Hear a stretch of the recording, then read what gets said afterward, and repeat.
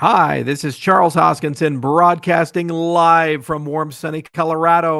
Always warm, always sunny, sometimes Colorado. Today's June 15th, 2025.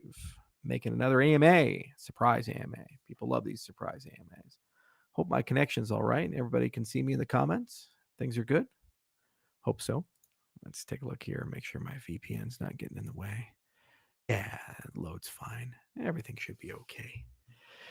Ugh, a lot going on, huh? It's been busy, a lot of ups, a lot of downs.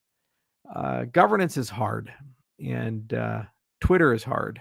It's extraordinary to me. For years and years and years, people come and complain. They go, we absolutely need to have stablecoins on Cardano. When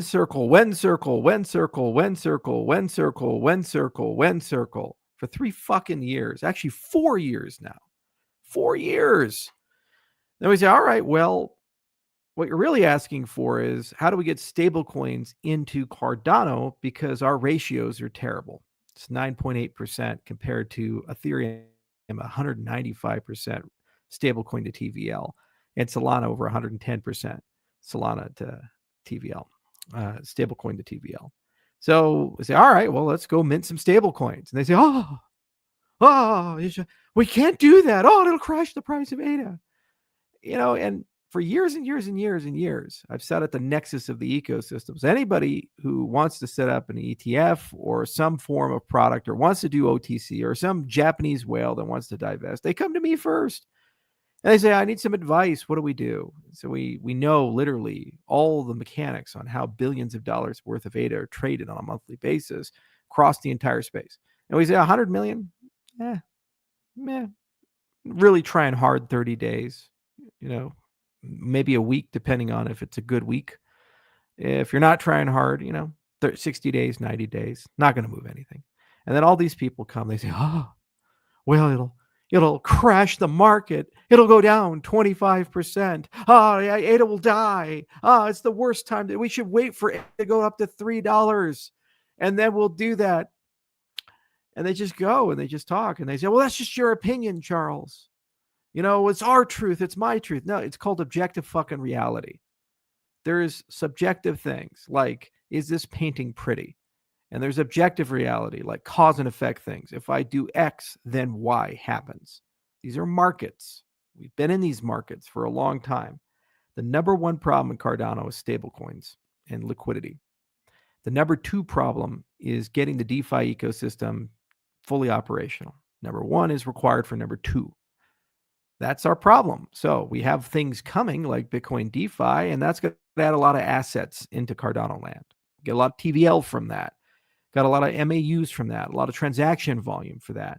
So then we have to go find the yield products for them. And there's plenty of RWAs and other things that can come from midnight to do that.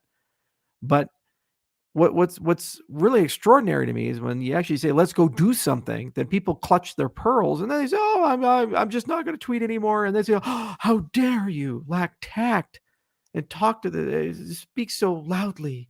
How dare you say things? The thing is, do you want to be serious people or not?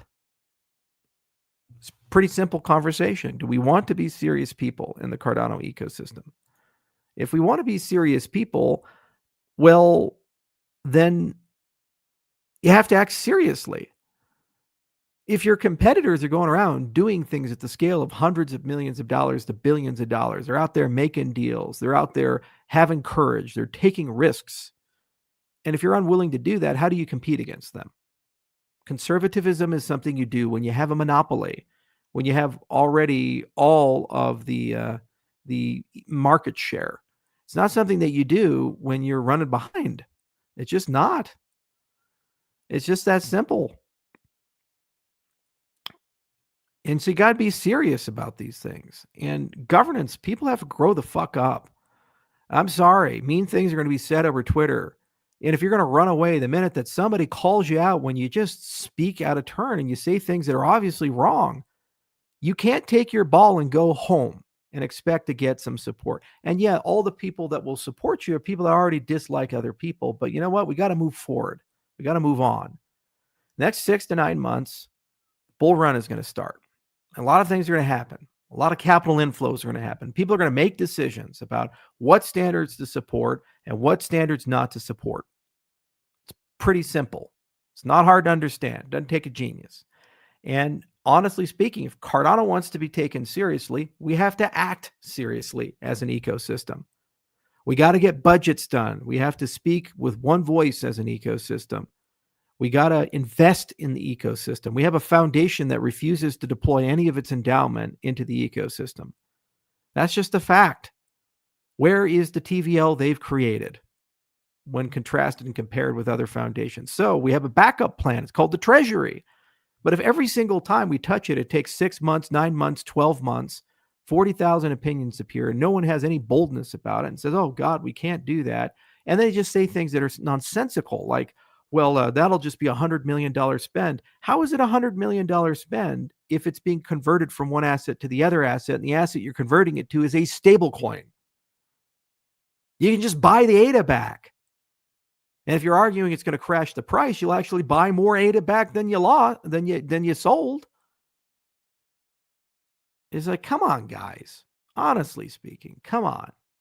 We got to be better. We got to be smarter. We have to, as an ecosystem, stop destroying ourselves and stop being so just caustic and stop being so dramatic and pearl clutching.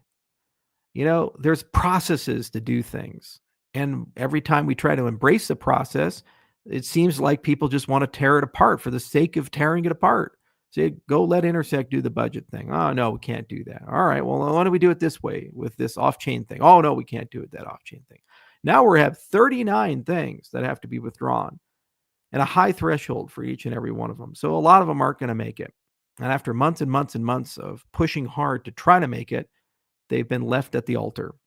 And a lot of them will probably end up leaving the ecosystem or not wanting to engage anymore in the treasury process because they feel it's not a fair process.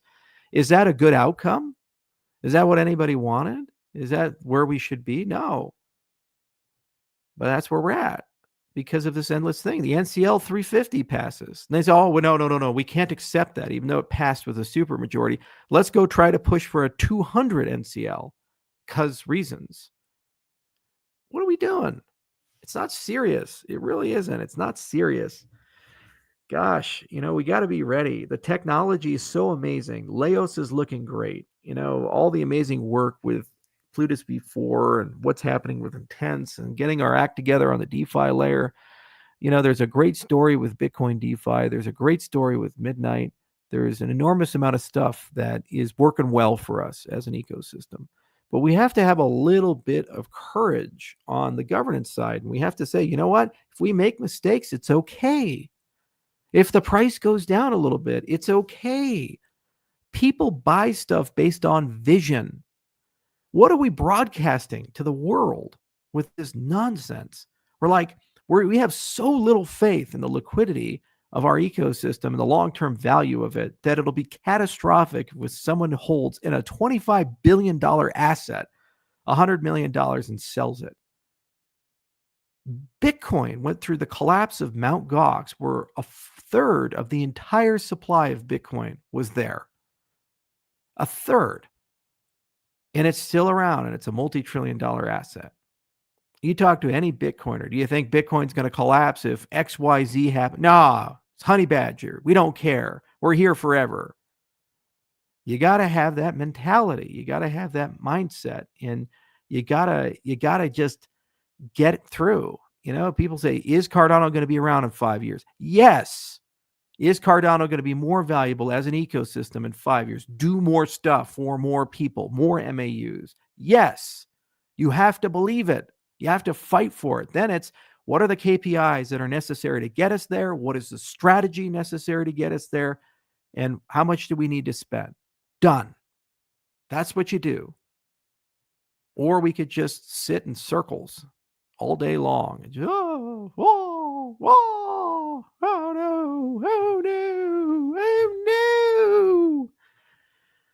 You have no idea how frustrating it is to be on the Midnight side of the aisle. Any other ecosystem, Midnight would be regarded like a Roman general returning home from a triumph after conquering some distant land and bringing all the booty back. You have an airdrop to 37 million people, where Cardano is the number one distribution of that, which will bring millions of MAUs into Cardano, massive amount of transaction volume into Cardano, that went and negotiated and made Cardano connected because it's a Cardano native asset to tons of people that ignored us and left us behind. And it adds a ton of utility and use cases to Cardano and bridges for Cardano to all the other ecosystems that pays its block rewards to ADA holders and stake pool operators and provides a second revenue stream for the SPOs who are hurting. Ordinary circumstances, everybody would be like, this is the best thing ever to happen in the history of Cardano to Cardano. But then you have all these people running around saying, oh, well, it's just abandonment of the chain and it's parasitic and it's bad for Cardano and all this other stuff. You got to be serious, people. You really got to be serious. Don't make it this hard for people to build on Cardano, and don't make it this hard for people to participate in governance. We need to grow up as an ecosystem. Honestly, it's so unproductive. It's so sad. It's just getting so bad and so exhausting. And it's just like, what are we doing? Because you know what? The other ecosystems, they're not doing this to their people.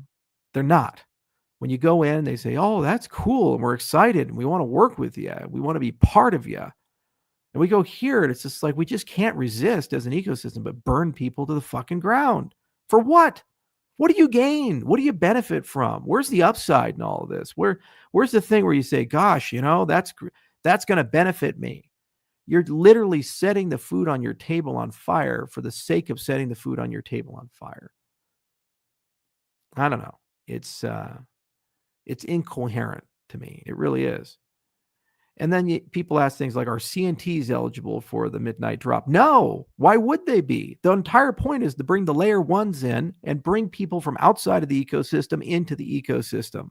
And midnight is connected to ADA. It is connected to the consensus system of Cardano. And how would we even begin to connect the CNTs? Then I'd have to pick winners and losers. I picked 50 CNTs. I was, well, what about the 51st one? How dare you? Well, I'll pick that guy. What about the 52nd one? How dare you? Well, we'll pick that guy. What about the 53rd one? How dare you? We're moving water from one side of the bathtub to the other, and you just create an endless fight with everybody. I said, but it'll hurt the CNT ecosystem. So let me get this straight. Getting a CNT listed on major exchanges hurts the CNT ecosystem.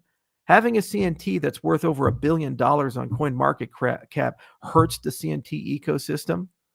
Getting all of the custodians to support CNTs hurts the CNT ecosystem.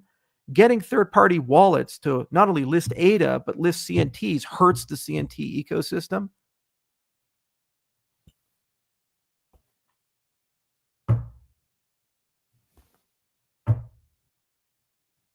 It's just so out. It's so bad. It's so out there, guys. Come on. Ugh. So anyway, that's my weekend. But that's why I like doing these AMAs with you guys, because at least we get to talk about stuff, and it's not the same fucking conversation again and again and again and again. And no one's going to sell CNTs, by the way, to get the drop, because the drop is going to be retroactive. We'll announce it, and we've already taken the snapshots, so no one knows what's going to happen, so you don't manipulate the market. That's the biggest mistake people make, is when they announce a drop, like, oh, a month from now we're going to do it, then it disrupts the market. You announce it, and it's already been snapshotted. So that's just the way it is.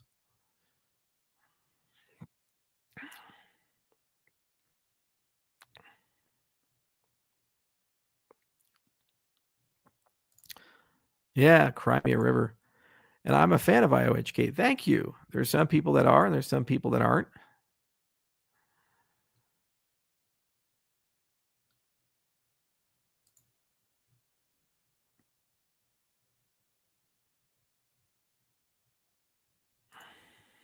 What makes Cardano Bitcoin DeFi different to other chains claiming to be a Bitcoin layer 2? We're not a Bitcoin layer 2.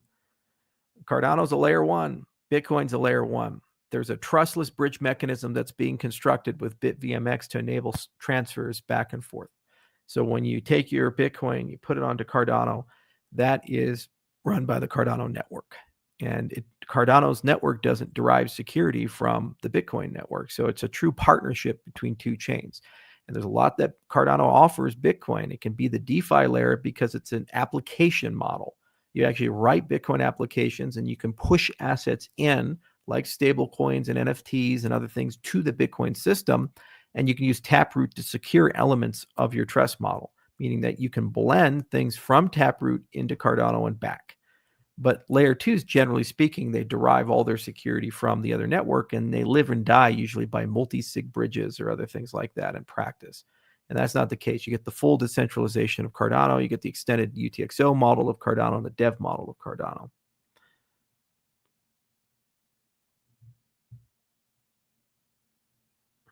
Oh, Charles. Well, oh, you.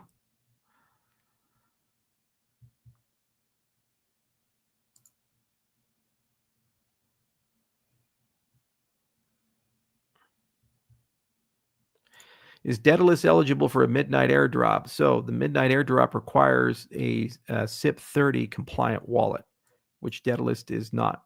So what you do is take your recovery phrases and recover in one of the wallets that does support that, and then initiate the airdrop dApp. Daedalus is being deprecated over time, and it'll probably be taken over by a coalition of community members. And we are on the IO side are going to work on a lace full node that's vastly superior to Daedalus, and the community should be able in quick order to upgrade things. It's just long in the tooth. Electron is not the right code base to go with, and there's a lot of things to enhance Daedalus and make it significantly faster, like a Mithril enabled full node, and we're bringing those into Lace Desktop.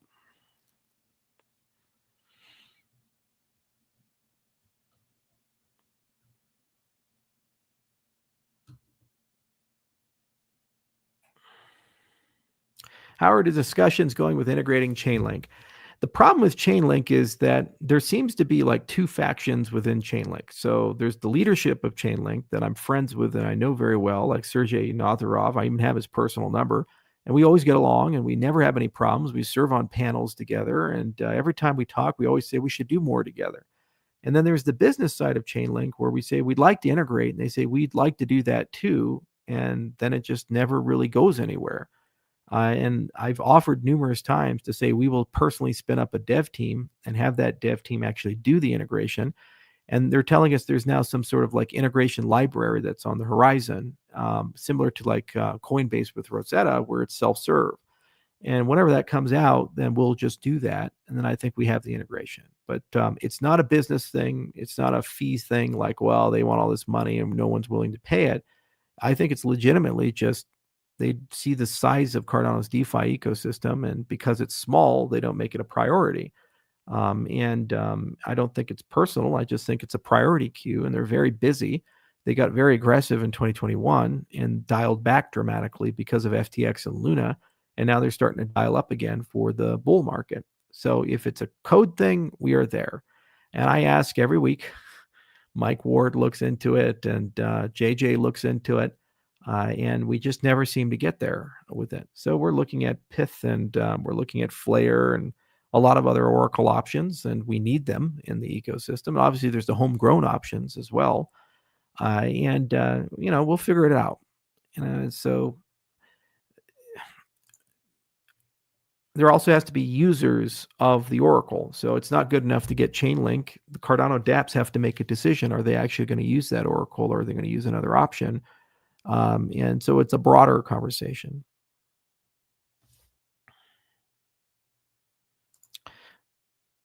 And what's so crazy is it's always a scandal, and it's always a demerit, and it's always an attack. And that's what makes it so degrading to do these types of things. So Chainlink is not here. Someone obviously must be at fault. Charles Hoskinson's an evil man. He lied to us. He's incompetent. He's incapable of doing these things. It's always that. And maybe, just maybe, it's just these two things can't work together for some reason. And people are trying, but it's either a business thing, or it's a technology thing, or it's a timing thing, or it's a priority thing. And nobody's bad. Maybe, just maybe, that's the case. And that's what's so frustrating about a lot of these things. It's true that deals fail from time to time. One of the biggest issues with Circle is not the $26 million or whatever the damn listing fee is these days. It's who mints the first $100 million worth of USDC and actually deploys it. They don't want to just create a deployment and then it's there and you can do native issuance and no one uses it. It's a waste of their time, even if they're paid. They want people to mint the stable coin. It's the same for Tether. So who's going to go be the money for the first $100 million in, or $200 million in, or $300 million in? Because they're in the business of scale. They want 9 figures and 10 figures worth of their coin minted on a regular basis. That's how they make their money. So we as a DeFi ecosystem currently have $33 million worth of stable coins minted. That's where we're at. Our foundation refuses to mint any in a meaningful scale at all, whereas other foundations do on a regular basis as part of their investment strategy and ecosystem building strategy. So we have Treasury. It's got $1.2 billion in it. And we as an ecosystem could go and use it to mint some stable coin and deploy it into the ecosystem. And you see the friction we're getting? So if you are objective, you're on the outside, you're looking at 30,000 different blockchains and new ones are launching all the time, like Sui and Aleo and all these other things. You'd say to yourself, okay, well, why should I prioritize one ecosystem over these other ecosystems, which we have equity in, and these other ecosystems, which will mint hundreds of millions of dollars of token because the foundation plays ball? I don't blame them. Why would you blame them? Let's be honest. So how do you solve the problem? Well, we solve the problem by investing in our own ecosystem and building it up, making the DeFi layer more attractive, getting more people to participate. We have 1.3 million people actively participating in Cardano because of the staking data. Our DeFi participation levels, our DAUs, are about 30 to 50,000 people. So there's a mismatch between the people that open their wallets and click a button versus people who are deploying capital. So we should ask a question: how do we convert those 1.3 million and turn them into DeFi people? And what's required to make that happen? And it doesn't have to be getting Circle support or Tether support. We can do this easily with atomic cross-chain swaps and just getting a few things listed on tier 2, tier 3 exchanges, getting our trading pairs where they need to be, and minting a few $100 million worth of stable coins. But there has to be a strategy, and there has to be some intellectually honest conversations, and the community has to make decisions. And I'm trying not to be a bit harsh and blunt, but this is what governance means. And if you want an executive function and you want a parent to be in charge of everything, that's certainly a thing you can endorse. But if you want to be in charge yourself, you have to start making adult decisions about these types of things and stop begging people to come in and save you or do things. And there's nothing that's irreconcilable, and there's nothing that can't be solved in the ecosystem. If we wanted it, we could be very aggressive, or we can be very passive. It's a philosophical thing, and we have to decide whether we want to be aggressive or passive. What we can't do is just stay in a miasma of indecision.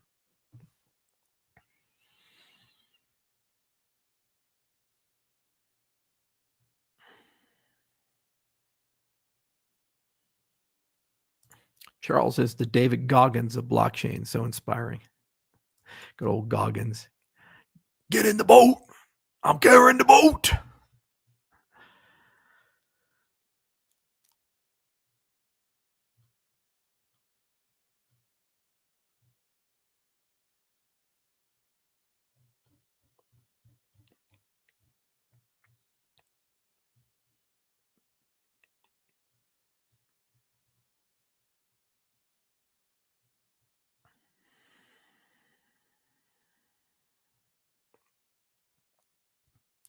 Charles, do you believe in the moon landing?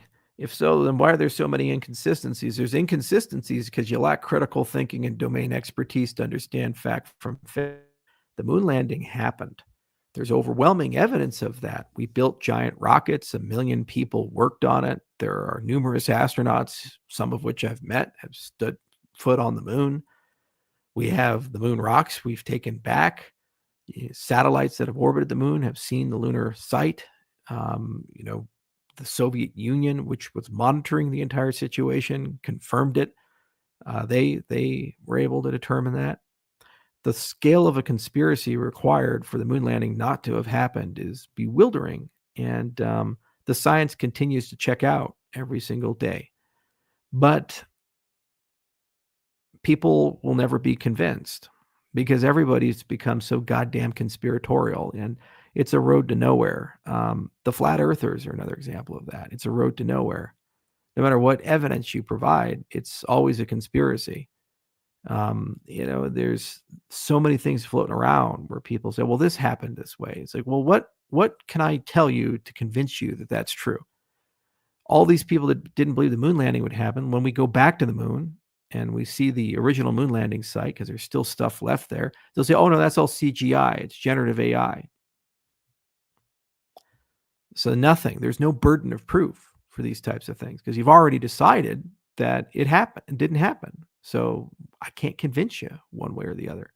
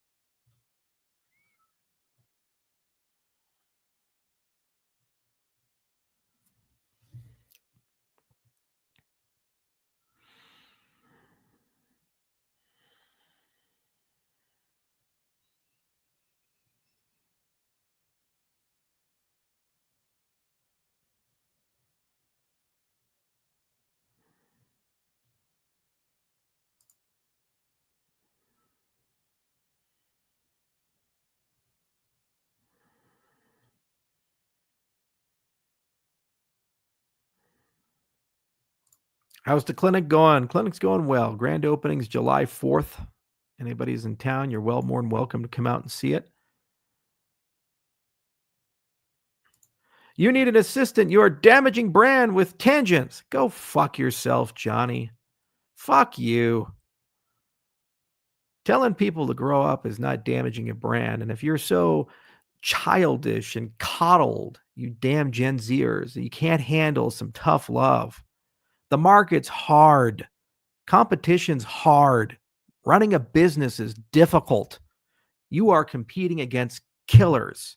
These guys have billions of dollars. They own the fucking media. They own the VCs. Every single day they get to go to the conferences and steer the narrative. And what we're going to do is go around and just pretend like they don't exist. And we're so incredible and so magical that somehow we're going to beat them just by gravity, organic effects. Where in the laws of physics does it say that Cardano has to win? Where in the Bible? What chapter is it? You open up saying, God saith, Cardano shall rise high. Protocols live and die by how competitive the people who push them are. And we're at a very critical inflection point. And now that we have decentralized governance, there's no Genesis key holders to come around and go and fight silent battles on other people's behalf. We as an ecosystem have to grow up, get serious, and fight hard for ourselves. You want stablecoin liquidity? Go get it. You want Oracle integrations? Go figure out a way to make it happen and hold people accountable accordingly. And you can never, ever, ever say that tangents and rants are somehow brand damaging. There's a lot of people listening saying, yeah, if those guys get serious, Cardano's a contender. I should build in that ecosystem because they got passion, they can admit their mistakes, and they can fix them.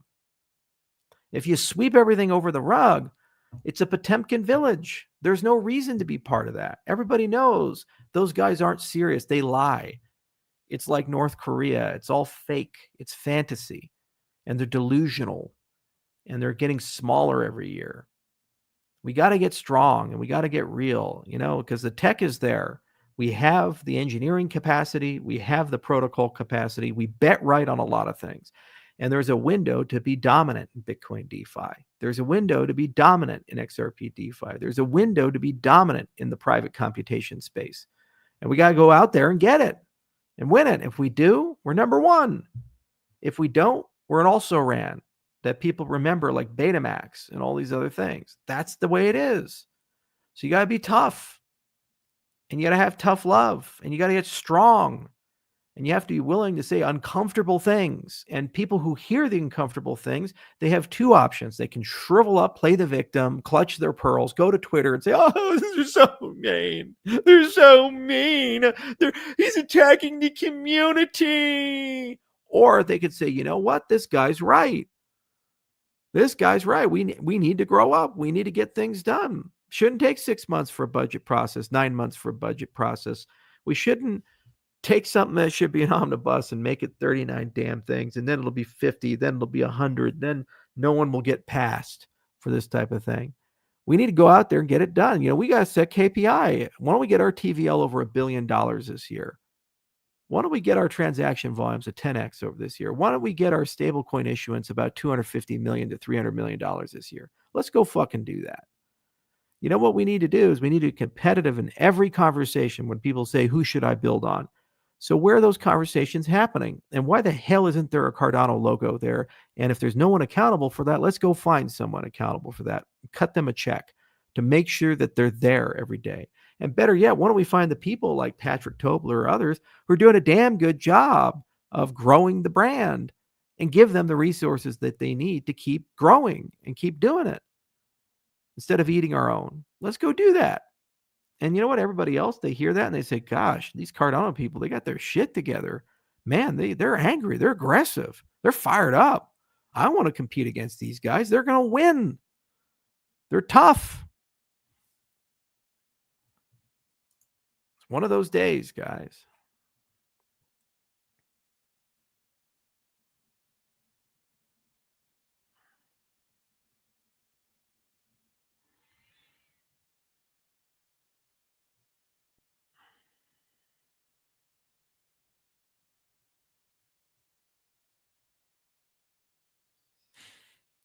You need a poster in the background that says, fuck you, grow up.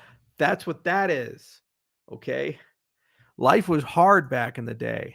Imagine being in the ancient world. You're some warrior in Gaul. You get kidnapped and they turn you into a slave and then they throw you into the Colosseum. And they'll be like, all right, your job is to go try to kill men with a blade and try not to get eaten by lions.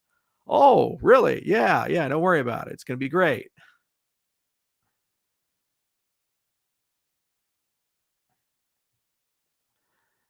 You know what? They got it done.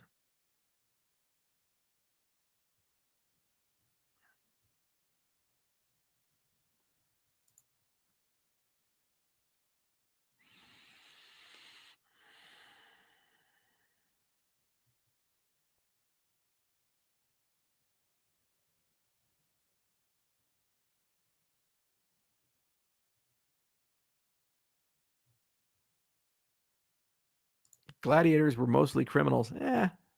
People also in debt, slaves that were captured in war. Some were criminals, depending on the area and the era.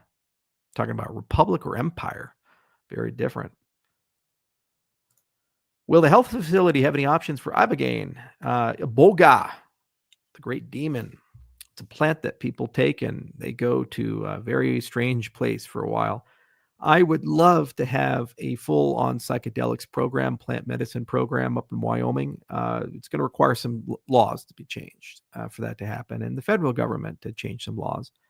One of the biggest sins in the history of medicine in the modern era was the banning of psychedelics. They're very powerful, but they've been used in shamanic traditions and religious traditions for thousands of years because they're tremendously helpful to people.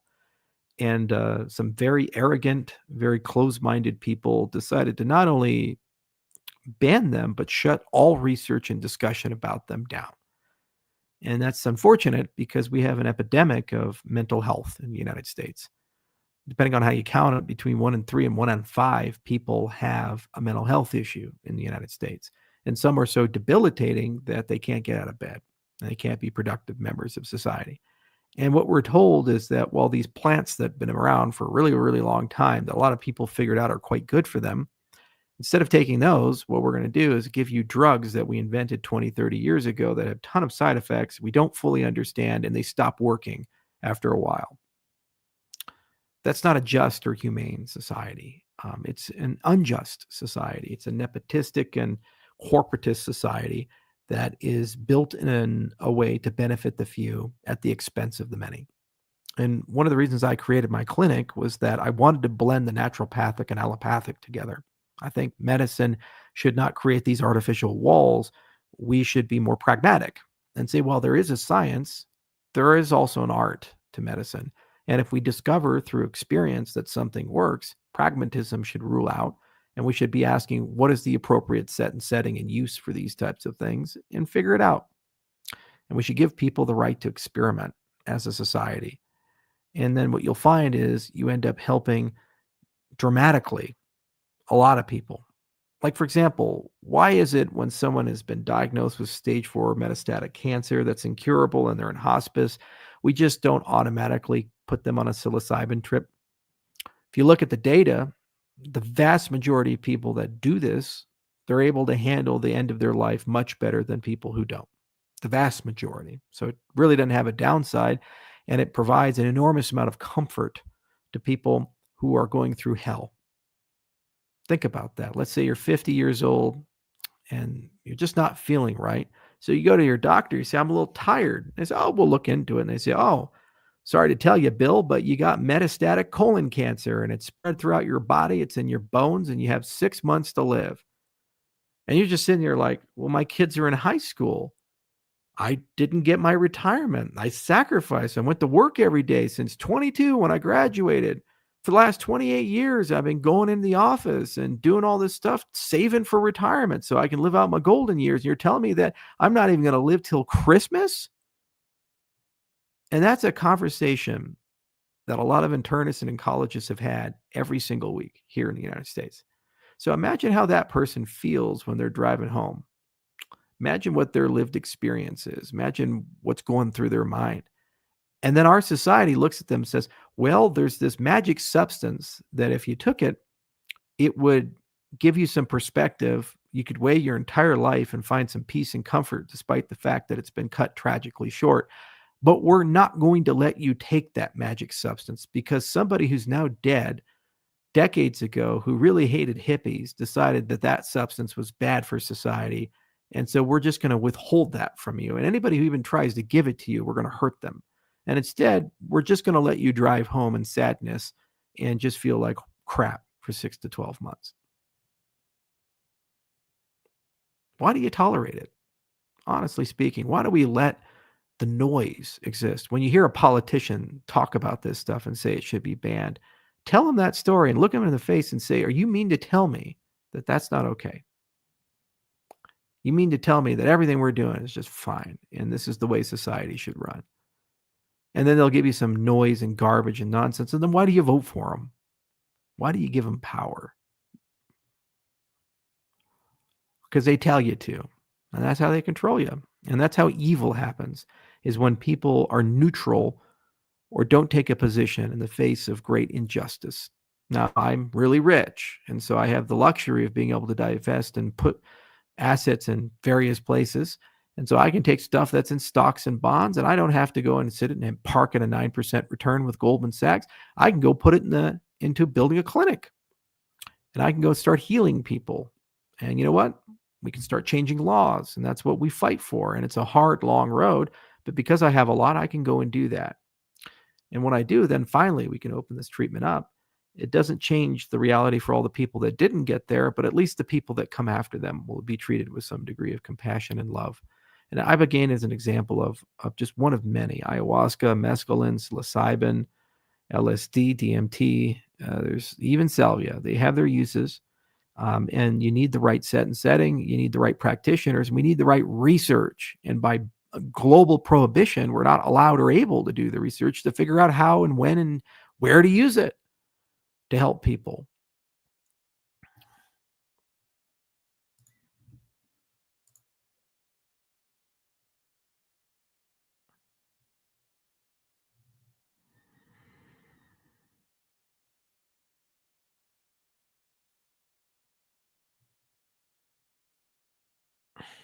And I love this. Don't do drugs. Find Christ. Well, God created all the plants, you dummy. So let me get this straight. God creates the world and everything in it, including these plants. Where in the Bible did it say don't use them?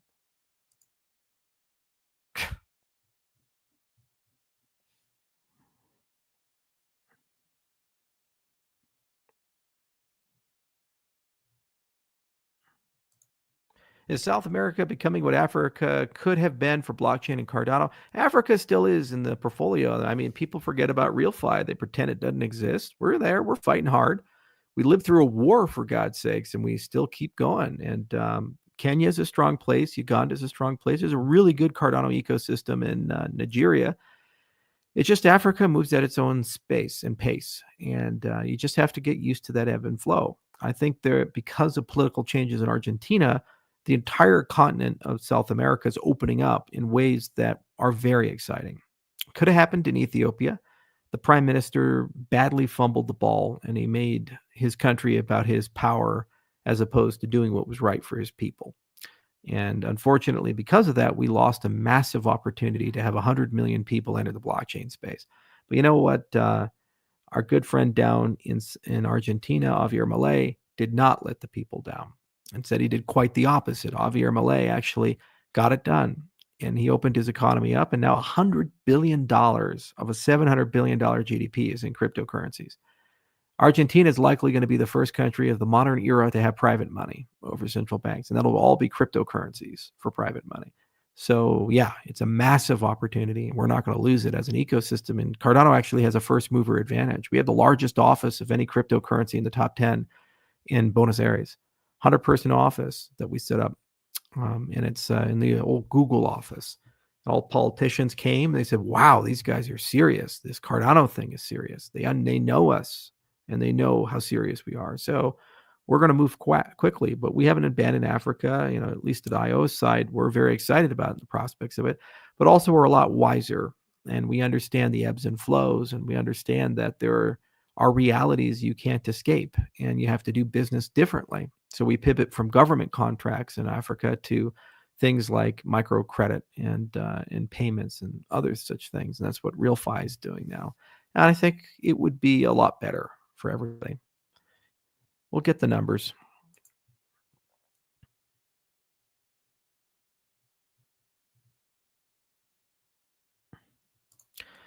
I does not care. I love it. This is another thing the woke movement does. Is like somebody does something wrong, they're gone forever. There's no road to redemption. He said a racist thing. He did this one thing this one time. Oh no, that means every single thing that person's ever done in his entire history now must be gone. We have to burn him down to the ground. Thomas Jefferson's the canonical example. He had slaves. Yeah. Therefore, he's the worst human being ever to live. And, nothing in his life mattered. What about the Declaration of Independence? Well, that doesn't matter. Louisiana Purchase? No. All this work in the Revolution and his writings and the birth of the nation? Nah, none of that matters. He did something wrong. So the guy is gone forever. And what you find is because of that standard, every single person is either a liar or exiled because human beings do bad things. Human beings make mistakes. Human beings have bad associations. They have eras of their life and also their contemporaries. If the society accepts some egregious behavior and it's the standard, then people tend to be that way. And you praise the people that were exceptions to the rule, but you don't go ahead and go out of your way and say that these people were particularly bad unless they were particularly bad for those rules. And you accept them and warts and all, and you learn from the good things that they've done, and you gain wisdom from the bad things that you've done. And that's how you grow as a society. Again, the Roman picture right here, they were pretty horrible people too. They worshiped bizarre gods. They murdered people on crosses. They had slaves. They conquered entire nations and committed genocide. Look at how many people Caesar killed during his campaigns. But yet we also acknowledge the Colosseum. Look at the feats of engineering, the amazing culture that they had, the fact that they ran the world for 1,000 years. It's an interesting thing, and human beings can entertain two ideas at the same time in their mind. Someone's good and someone's bad, and that's what makes us special. So Malay has done some bad things, but in a period of just a few years, he's instituted the closest thing I've ever seen in my life to a libertarian government. That is the most compatible government in the history of our industry with our industry. We should all be looking and saying he's the prince that's promised, not Bukele. People looked at El Salvador, oh, that's Bitcoin land. Oh, okay, let me get this straight. A dictator who stayed in office longer than the Constitution permitted, who basically arrests any of his political opponents, has taken a country that's basically dollarized and started buying some Bitcoin. Okay. What are the checks and balances? Where's the blockchain transparency and all this Bitcoin, the Shivo, all that stuff? Is that real Bitcoin or Shivo Bitcoin? What's the external audits? What's the oversight? Does it really follow the decentralization principles that we have in the industry? Meanwhile, you got Malay saying, I just want to get rid of the government, get rid of the central banks, get the government out of the business of printing money, have people have private money. What does that sound like to you? He says, you don't need to pass a law, just do it. It sounds a lot like crypto, doesn't it? That's 40 million people. And if it works there, it'll spread like wildfire, like a revolution throughout all of South America.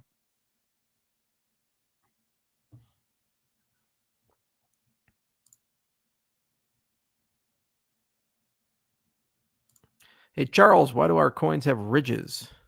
Right, modern coins for the blind. Different sizes and ridges.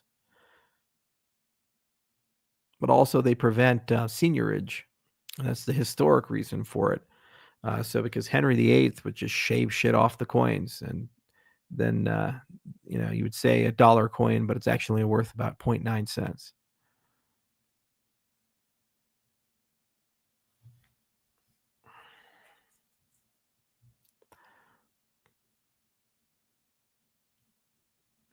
Exactly. You don't celebrate the person, you celebrate their ideas and you celebrate their history.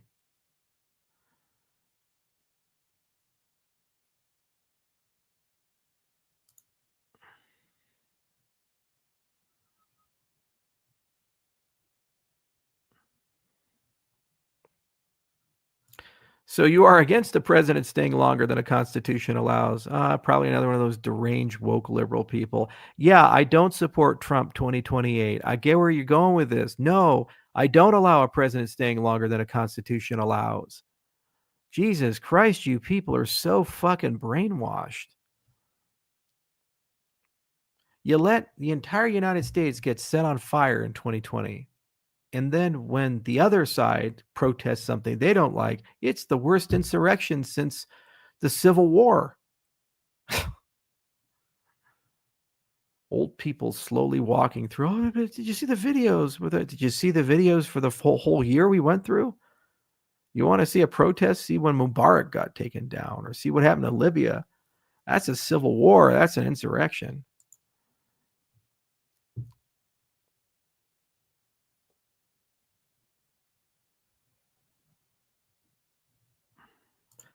All these flavors, and you choose salt. Salt makes stuff taste better. It's actually a scientific thing. It enhances flavor at certain levels.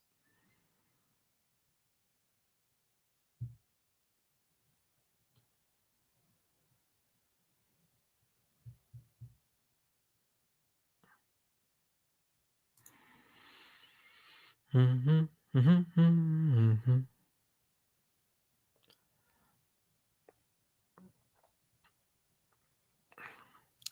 I'm just going to ban this guy. Nope, we're not going to do a fake moon landing thing. What is a buffalo ribeye best paired with? What you want to do is get some of those. Well, it depends. It depends on how they've cooked the buffalo ribeye, whether you've done a dry age, a wet age, or just spices. You're going to, of course, have some finishing salt that you pair it with. Do you got the bone marrow that you're pairing it with? And then also, did you smoke it? There's a lot of stuff about the preparation of the steak you got to worry about.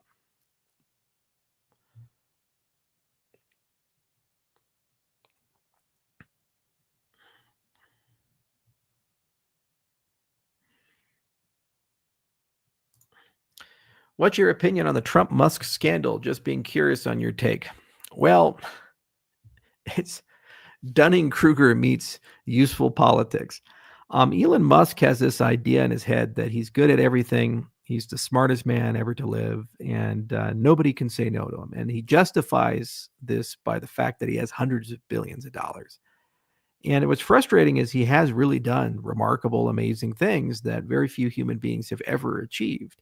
So there's some truth to the matter of saying that he's a business genius. And if you don't believe me, look at what he did with X and XAI and how he put that whole deal together. There was some brilliance in there. The problem with Musk is he doesn't have a healthy group of people around him to hold him back and say, hey, that's a stupid idea.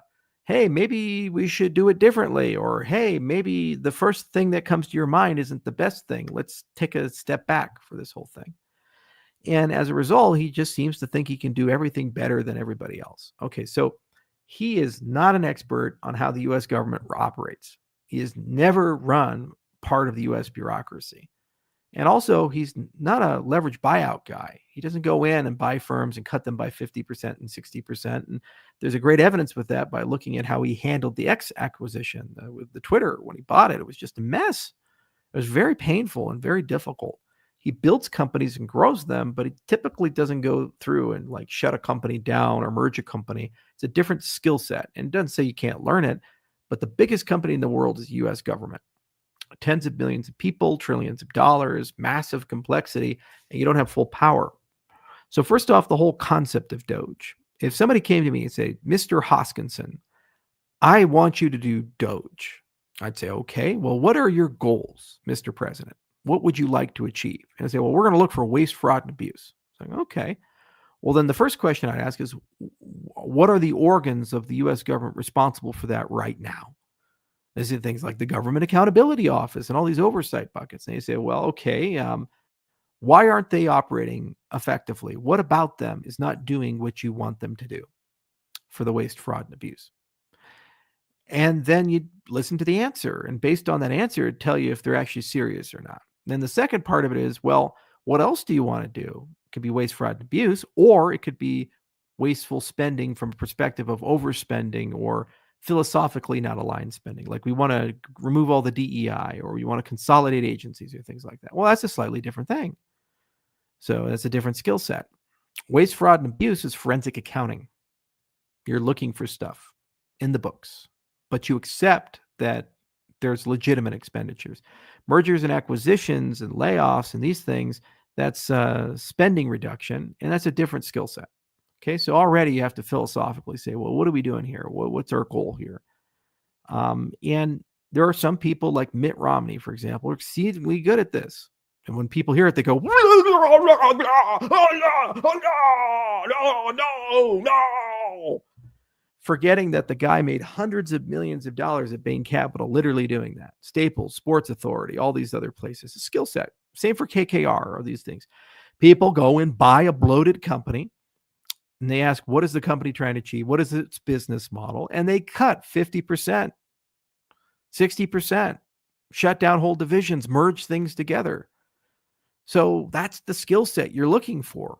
Somebody who has deep understanding of the U.S. government and somebody who's done that throughout their career multiple times and made hundreds of millions of dollars in profit doing it.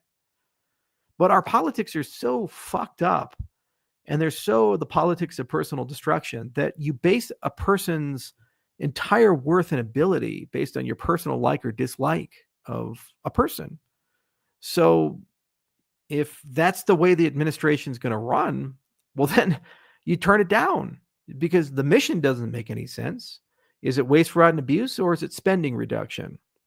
And is it philosophical changes in how things operate? And also, are we going to pick people because of their political proximity and loyalty, or are we going to pick people based on competence and life history?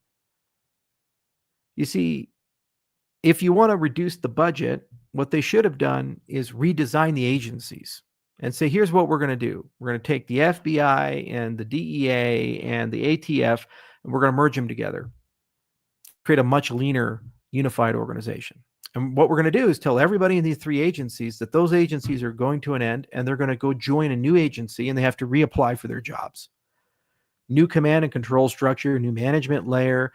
new way of doing business. You sunset the old things. Now, you may be able to reduce the entire staffing by 40,000 people, 50,000 people after you're all said and done and get the same efficiency in that whole setup.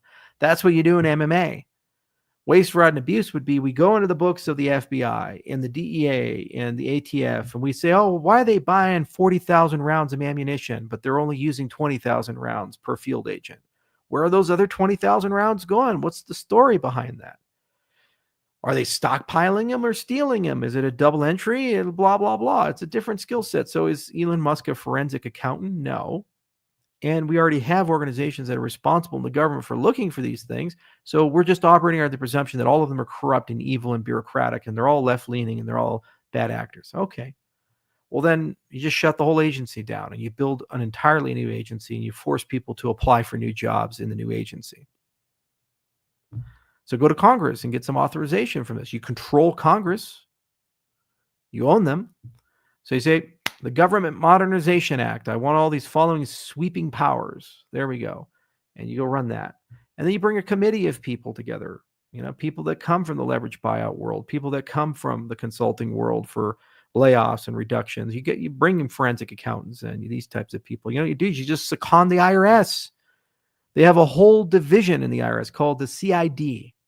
And they're so good, they know what color your asshole is. These guys, all they do all day long is look at hyper complicated books and find fraud in them. You also go to some people that do this at the FBI when they look into RICO investigations and they're doing for high finance crimes. You pull those people together. You reassign them with a presidential order saying these FBI people, these CID people, yeah, they're just going to come on over and help us look for this type of stuff. 50 to 100 of the most hard-ass forensic accountants you can find. Instead, we got 25-year-old kids that have no clue how anything works in the U.S. government, going through budgets that don't make any sense to them because they've never served in government. They know nothing about it. Working for a person who's high on ketamine the entire time, who has no idea what he's doing with it, announcing on Twitter proudly that they've discovered new waste, fraud, and abuse, where some of it was very clearly people doing things for black ops. Like a great example was when they had that Sesame Street thing in Baghdad. They're like, oh, they're paying $2 million for a television station to broadcast Sesame Street from USAID. Yeah, I see how much waste, fraud, and abuse. I guarantee you that was a CIA thing where they had an asset and they bribed them. And they said, oh, well, your brother runs the television station, so here's $2 million for that. Well, if you had the ability to cross-reference those budgets with the Black Ops budgets, then you'd probably be able to figure that out. Oh, but that would require talking to people. That would require people to actually have a goddamn conversation for once and actually understand how their business is done.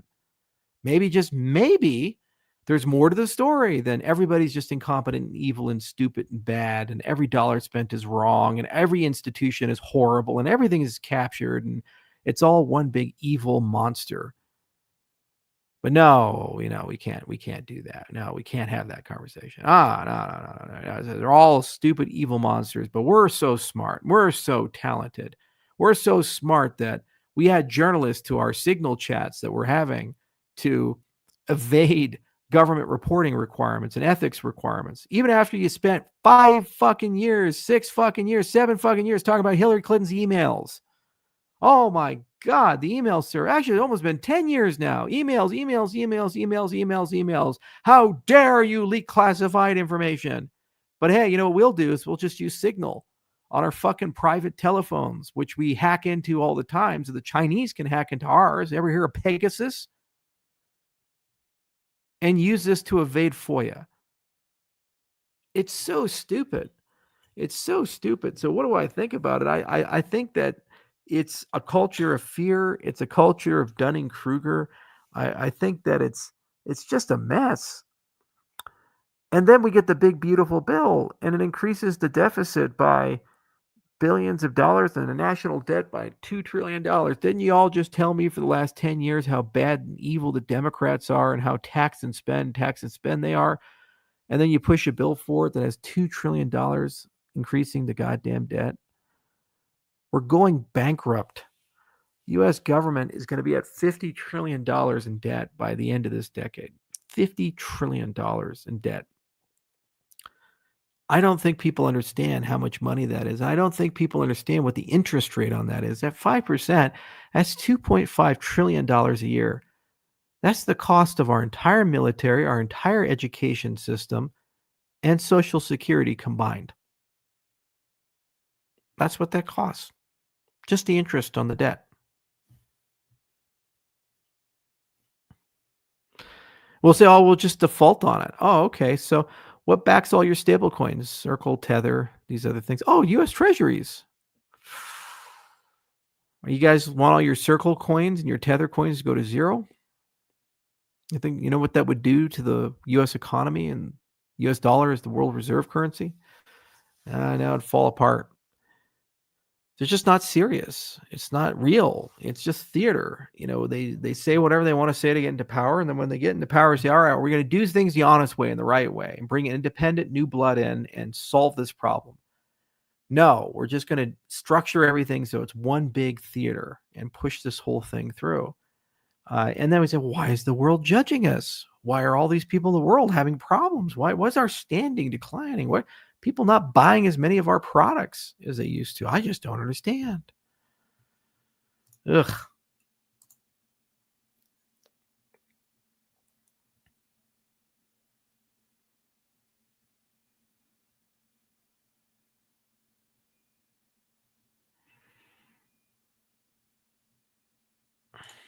Yeah, that's true too.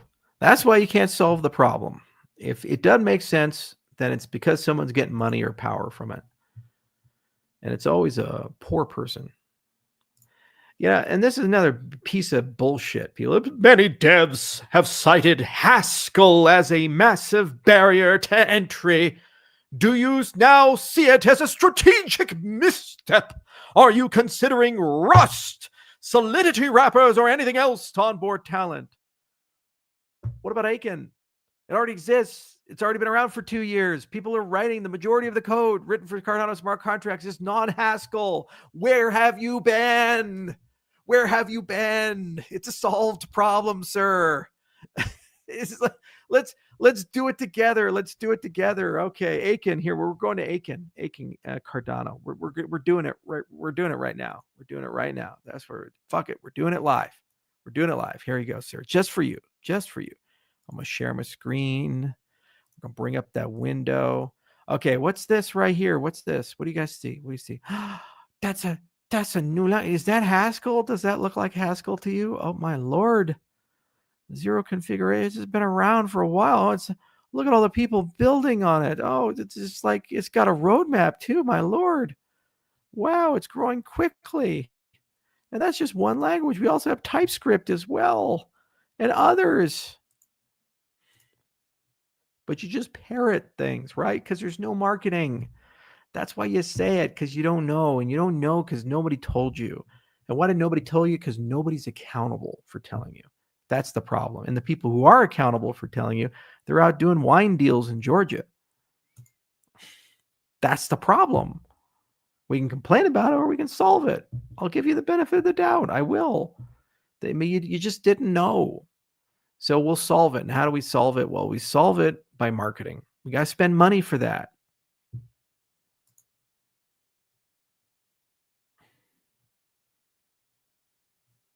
Please rub your nipples. We'll talk about Aiken. If that actually moved the needles, meaning that people would put this clip on repeat and go viral, and we get the news out that there's alternatives that exist, I would do it.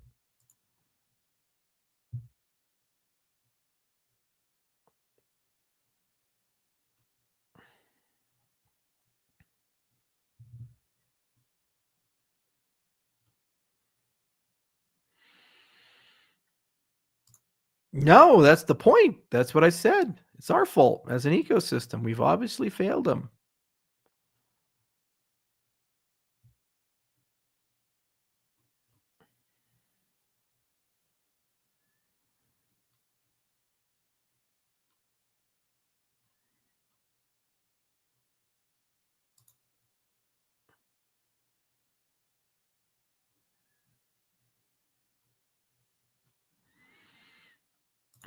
Charles's nickname at college was Gator.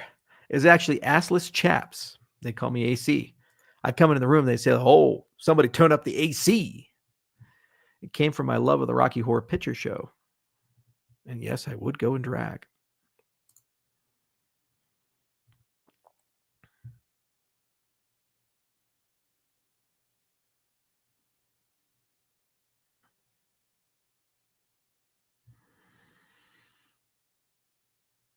Do you already have a practical use case with midnight in your clinic? We're actually working on it. We call it Health Chain, and we have some people we're talking about. There's so many cool things in the midnight ecosystem. It's really exciting time.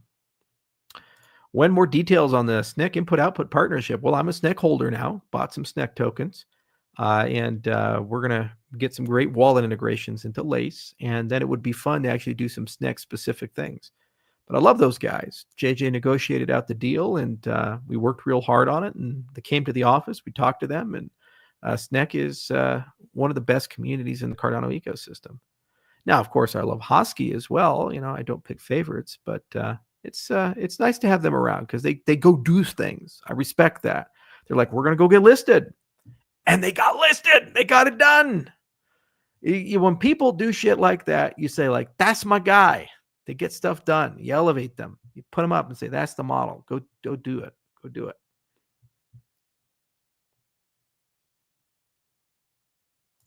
I'm desperately tweeting dozens of times, hoping you'll notice me and help me. But all you see is, oh, Charles. Well, you shot your shot. You didn't ask in your thing about what your help you needed. It's kind of sad, actually.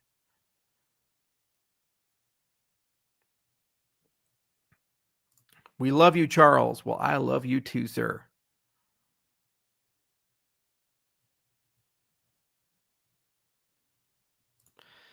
Joe Rogan, PBD. What's the big podcast? It is coming up very soon, actually, just about to fly out here in a bit. And I am excited for it, let me tell you.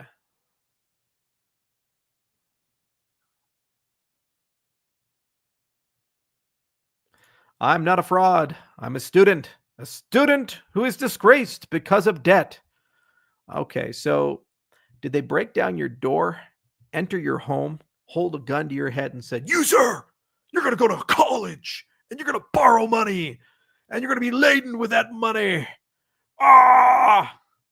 Or maybe, just maybe, of your own free will, you went to a university and maybe, just maybe, you had these contracts and you signed them and you took the money.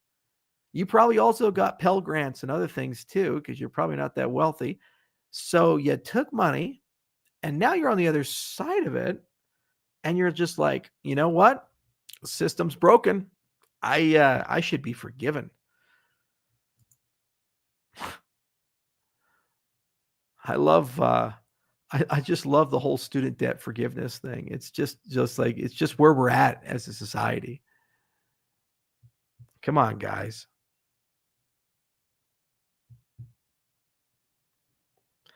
Exactly. This is the point.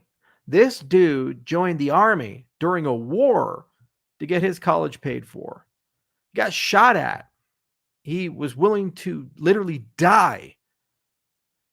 And then you have these people say, you know what? I majored in underwater basket weaving and grievance studies and blue hair gender studies, and I just cannot find a job. I think the colleges lied to me. I just don't understand. I feel so misled. I was told that the minute I get a degree that has no economic value, that somehow, some way, that I just can make all this money. The minute I just be a manager. Come on out. ExxonMobil call me up and say, we were looking at your 2.2 GPA and that underwater basket weaving job. We think you would be perfect for the offshore oil rigs. We think you have the temperament. I mean, you can't make your bed and you show up at 10 o'clock, 11 o'clock in the day. And then when we tell you to actually show up and take a shower, you just break down in tears and ask to speak to a grievance officer, file an HR complaint. And then you just ghost us and just quit your job and don't even tell us anything. No adulting whatsoever. But, we need to pay you $85,000 a year. That's what we need to do. Oh, what's this? You're having trouble paying back your student loans. Oh, no. What do we do?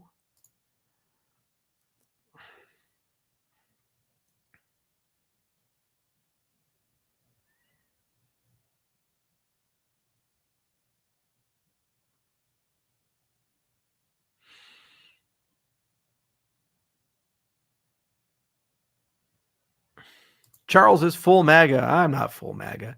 Again, you're propagandized. You guys live with labels. I'm beyond labels. I just got done spending 10, 15 minutes chewing out the entire DOGE thing and what Trump is doing. And then I'm full MAGA because I say you should have some personal fucking accountability when you actually take a student loan.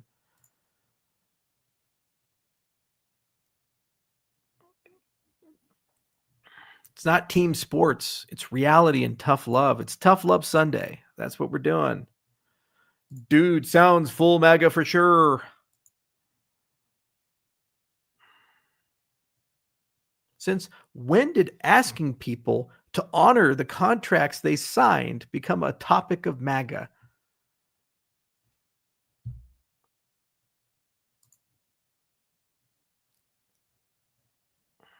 That's MAGA. I don't want to not be MAGA. Jesus Christ.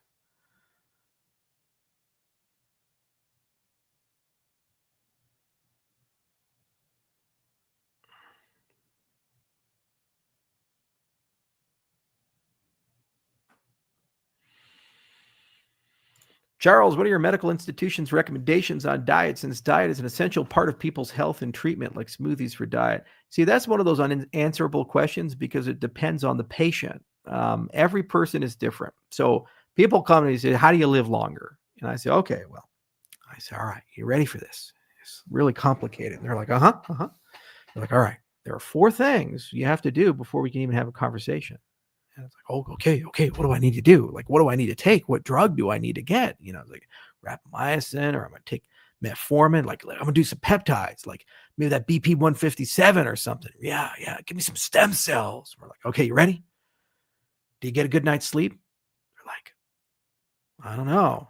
I should look into that. Get an Aura ring. Let me know what your sleep is. Do you have sleep apnea? It's like a lot of people do these days. Like, sleep well. Like, okay. Like, all right. You have a stressful life? It's like, oh, it's so fucking stressful. I'm just angry all the time, and every day is terrible and all this. Okay, all right. Gotta get better work-life balance. Get rid of that stress. It's like, oh, okay, all right. You work out every day? It's like, no, I'm fucking slob. I'm sitting on the couch all day, man. It's like, all right. You ready? You ready for this? You got to work out at least a few days a week. Get some cardio in. Do a little bit of lifting. Oh, yeah. Okay, all right. And what else? It's like, you eat right. That's what this guy's asking. He's like, yeah. I don't know. I just like Fruit Loops every morning and Lifesaver gummies, and like I eat so much refined food and all that. Yeah. Mediterranean diet probably, or something like that. You got to eat right. We can give you some advice on that. He's like, oh yeah, okay, right. Starts writing it down. I said, wait a minute. Where's the newfangled like high technology stuff? He's like, yeah, well, here's the reality. If you do those 4 things, I can't guarantee you're going to live to 80. But if you don't do those 4 things, I can guarantee you won't. That's the first step. That's the foundation of all lifestyle. You have to have those 4 things done. Your mental health has to be right. You got to sleep right. You got to eat right. You got to work out. If you don't do those 4 things, there's not a chance you're going to expand your lifespan and health span. Not going to happen. Everything else you only do after you get those 4 demons under control.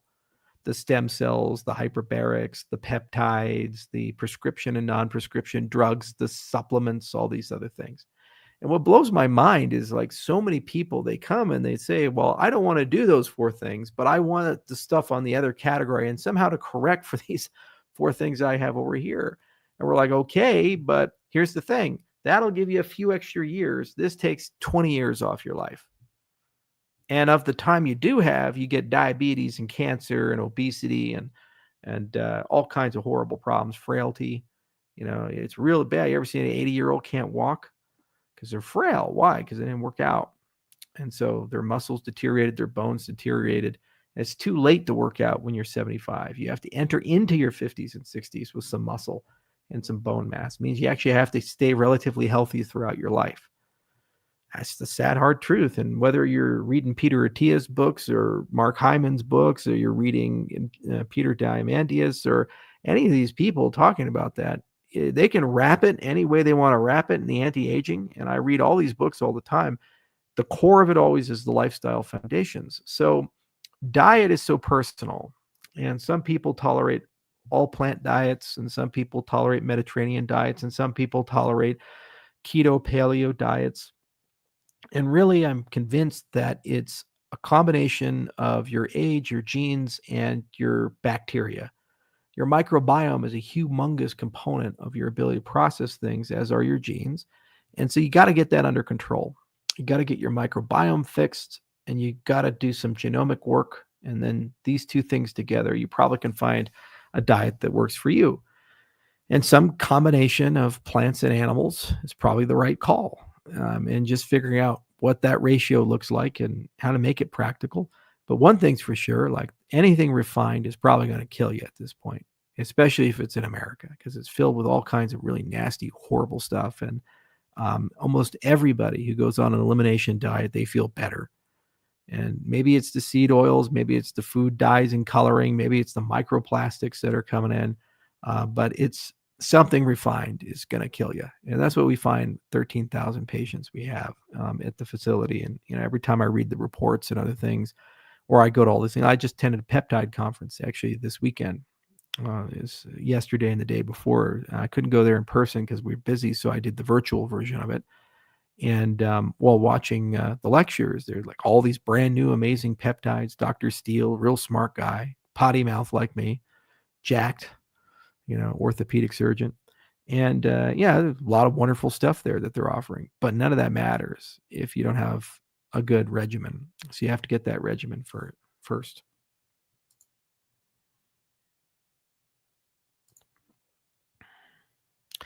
If you had a chance for 30 minutes in the Kremlin with President Putin, what 3 questions would you ask him? Well, if it's a public meeting, there's nothing you can do. He's just going to ramble on and on and on about the history of Russia, and you'll never get anywhere. I mean, look at the interview with Tucker Carlson. If it's a private meeting, you just look at him and say, what do you actually want? What do you need? Because the reality that Russia has is that China is going to kill them, and they know it. Less than 10 million of the 135 million Russians were under the age of 25. Now it's 8 million. They've lost 2 million of them. They're gone. They either left the country or died in war. So they have a demographic crisis that's going to hit them like a pound of bricks. And the Chinese are doing the exact same thing that they did in Zambia and Zimbabwe and CAR and Congo and all these other places, where they're coming in and they're buying up all the natural resources, and they're using shell companies basically take them over. So Russians are now working for Chinese people. In fact, 50% of their GDP is influenced or controlled by China at the moment. So, really the first question is, what is your China strategy, and what keeps you up at night about China, the whole China thing? And that's where you build that common ground, because if he's actually being intellectually honest, he's going to admit that they have a major China problem. The second question is, do you want to be part of Europe again or not? Russians have been out of the club for 100 years because of the Soviet Union, but they were part of that club back in the day. Him and but the Russians can never come back in. They killed all these people and they did all whatever. The Nazis killed a bunch of people too, and Napoleon killed a bunch of people too.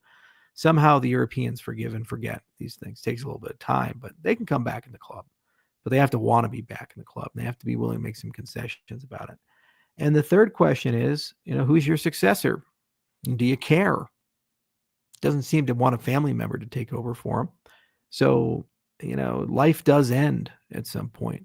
So if you're having that private off the record meeting where you have a real frank conversation, you can get a lot of information about where they go and what they do, and how to get things done. The Russians have not acted in good faith since Trump took office. I thought for sure that they would just take the concessions made. I mean, they got everything they asked for. Ukraine's not going to join NATO. The U.S. is not going to sign a formal defense pact with Ukraine. They get to keep the territory that they took. They could have ended a very brutal war that's badly damaged them. They've lost 1.4 million people in this conflict. And their economy is not doing well, from this conflict. And it's been tough for them. And they've also been humiliated on the world stage. Ukraine was not a world power, and Russia was perceived to be the second most powerful military in the world before they invaded Ukraine. Now nobody considers them a major geopolitical or strategic threat. They just don't. They've proven that their flag officers are worthless, that they don't have an NCO corps, that they can't manage supply chains appropriately, that their conscript strategies are egregious and horrible, and they're fighting basically World War I style trench warfare with drones right now. It's pretty terrible for them. So the Russians really have damaged their world standing almost irreparably, at least for this generation, and they need to get out of it, and they need to be part of the world order. So I thought for sure that they would negotiate a peace settlement. Now they're just fucking around with America, and at this juncture, it almost makes sense to go and just airstrike their lines for 2 to 4 weeks just to fuck with them back and say, fine, you want to play that game? Here you go. And then they're not set up for strategic bombing, so they would roll and they'd lose a huge amount of territory quickly. And then they come back at the table and say, well, him and Ha, nuclear war. They're not going to start a nuclear war. They're really not. It's an empty, idle threat that they've been shaking the saber on for a while. And you do that, and they realize that there's no path. And so then they negotiate something and save faith and move on. But there's just not the right people in the room to negotiate that type of deal. And I think there needs to be some specialized negotiators that speak Russian, understand the culture, and understand the political realities that they're facing, and get them to negotiate that and move on. Ukraine and Russia are interlinked, and they're interlinked because the majority of people living in Ukraine have relatives in Russia. It's like Florida and Alabama, or Florida and Georgia, or something. It's like, it's hard to say, oh, well, Florida will break off and be independent and be its own thing, and there'll be Florida nationalism. Well, everybody in Florida knows somebody or has family somewhere else in the United States. So you can't say that these countries are not interlinked in a way when families are literally across the border and they speak same language and they share a similar culture and a historic connection. So the most important thing is the post-war recovery of, how do you put it back together and get to a state of peace? It's going to be tough. And you need really serious negotiation to talk about that world order for these types of things. But the reality is the Russians have a lot more to lose than we do. And the state of affairs is if we just wait 20 years, Russia will be a proxy of China. And I don't think Putin wants that. Maybe he does. That's why you ask him.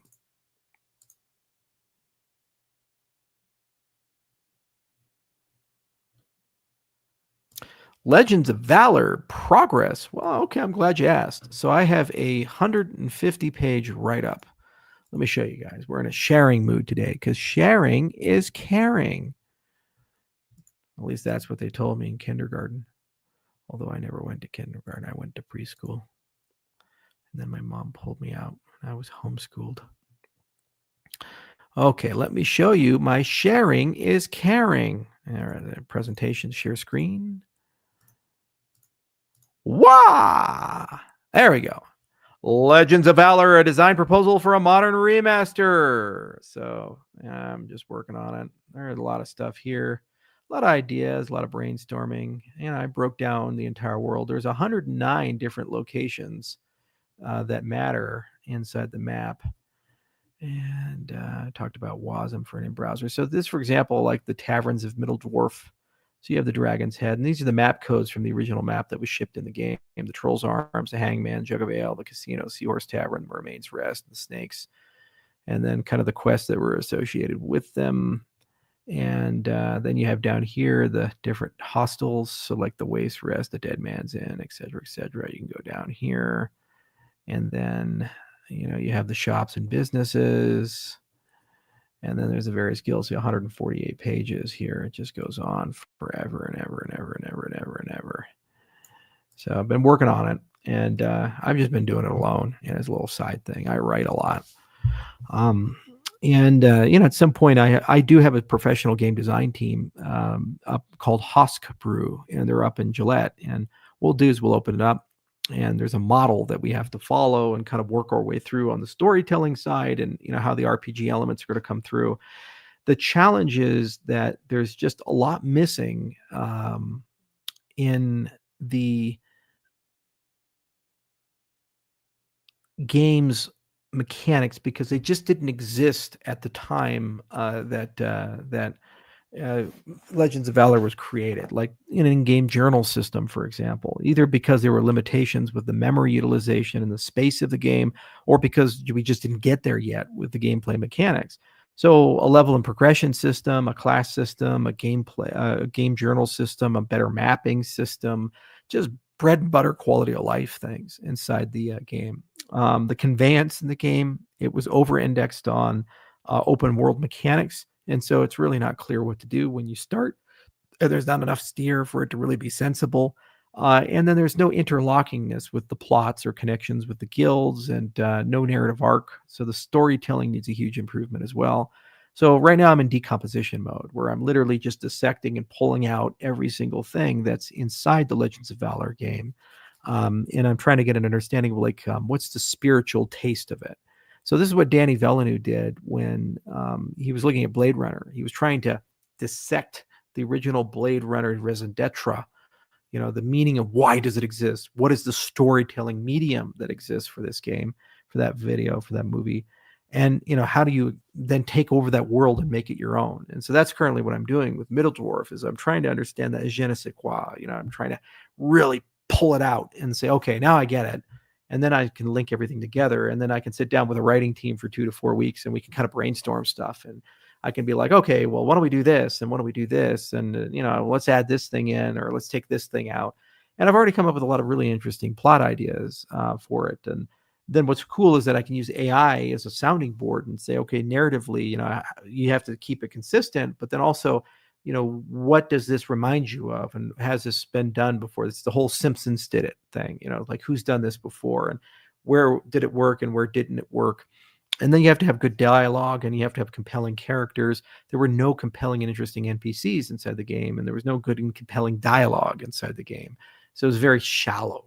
So you have to expand it a little bit. And there's numerous storytelling MacGuffins that you can use for that. And I think I came up with a really cool idea for a linking component to kind of guide the entire game and have stories directly and indirectly. So I'm pretty happy overall with the direction that we're going with it. The first step was just the deconstruction of it. And you see 148 pages. That's a lot of deconstruction. And then you start pulling threads together. So probably a few more months, and then I'll turn it over to the game design team, and we'll start chipping away at it. The remaster is going to be in the browser, and Lace is going to be the launcher for it. And we'll probably do something cool with Book.io for the licenses and launch of that. Charles, what's your type of woman? BBW, slims, thick, slim, whatever. They got to have the booty. Couldn't resist.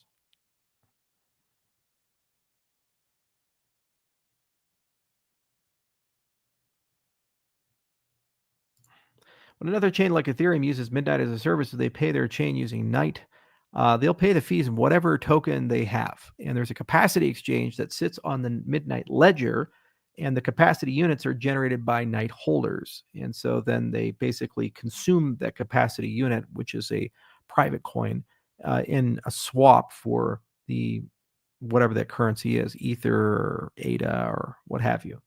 And then they can pull those distributions back out. So this means the load of Midnight doesn't come onto Cardano, which is a good thing. But the liquidity of Midnight, the Night token, stays on Cardano, and the governance actions stay on Cardano. What's going on with Nessies in Wyoming? Oh, my Lord. We've been working on that one. That's one of the hardest things I've ever done. First off, when we bought the damn place, turned out the person who owned it actually didn't fully own it. It was a 70-30 split, and the 30% was suing the 70%. So that was tough, and that sucked. And the lawyer who was involved in that didn't want to disclose it to us when we bought it. And then when we bought it, Nessie's was like the clubhouse, the old clubhouse of the golf course in the town of Wheatland. And so the hilltop, we said, okay, well, can we expand the parking lot? No. All right, well, that's a problem. And then second, we're like, okay, well, there's some bad blood between the golf course and the hilltop. And then we try to repair all of that. And then we say, well, we don't have enough room to actually build what we want. So let's demo some stuff out of it and then start refurbishing it. When we demoed, the asbestos abatement wasn't done properly. So then the state got involved, and they got really upset about that. That took a year. That was tough. Then we went to the golf course and we said, well, how about we partner? And we give you the upstairs. We run a restaurant for lunch and breakfast. and you guys have a much larger clubhouse, and then I'll burrow underneath the parking lot, repair the parking lot, and put a big club underground. And we have it as a whiskey bar and a cigar bar and a sports bar, and you just like big screens everywhere, and you can watch UFC fights and golf and football. And we'll also put some video golf things down there, and gives you guys something to do during the winter time. They say, all right, well, we'll think about it. We'll have a meeting about it. And then apparently the golf course is not owned by a person. It's a co-op. So it's actually owned by its members. So they have to take a member vote. It's like the people's golf course. It's the only fucking people's golf course in the entire state of Wyoming. So they're going to talk about the whole thing. And I said, you know what? Tell them they have till the end of June. And if we can't do it, what I'm going to do is just demo that entire site and basically restore it into just open field and sell it back to the golf course, and they can do whatever they want. Maybe like expand their parking lot or something like that. The problem is it's not big enough to do what I wanted to do with Nessie's, and there's no way to expand it because even if we make the building larger or go underground, the parking lot's not large enough. So what we're going to do is move the dinosaur, the plesiosaur that I own, Nessie, and we're going to put it into my biotech center up in Gillette. And there's a few alternate sites for where I'd like to build Nessies in Wheatland, but they are multi-acre, and I'd have to buy them and get a liquor license as well, for the whole thing. But I've done $1 billion deals, and it's like, this is the most complicated, convoluted thing I've ever seen, this Nessie's thing, and just small town politics and small town affairs, and everything is just like death by 1,000 cuts. But we're working on it. I never give up. Ever. Yes. Yeah, you saw Nessie. Yeah, it's 42 feet long. Yeah, Lucas was up at the ranch. I showed him the bones of Nessie.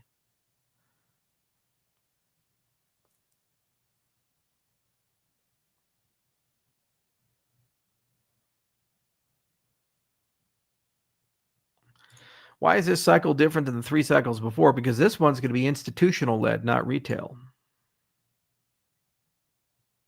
Yeah, I know, right? Yeah, it sounds dope as fuck. Whiskey and cigar culture. Yeah, exactly right. That's what I thought. Safe place to drink.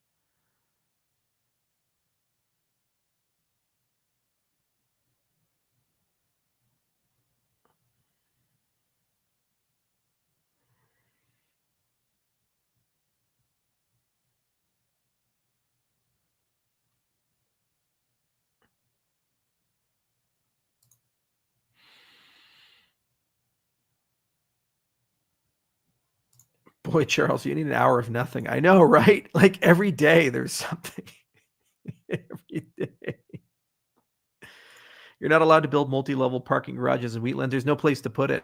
It wouldn't make any sense because it's literally the parking lot is maybe for 30 spaces, which is insane. It's for a golf course and a clubhouse and everything else. And there's no land around it to build it. Nobody will sell. It's just crazy.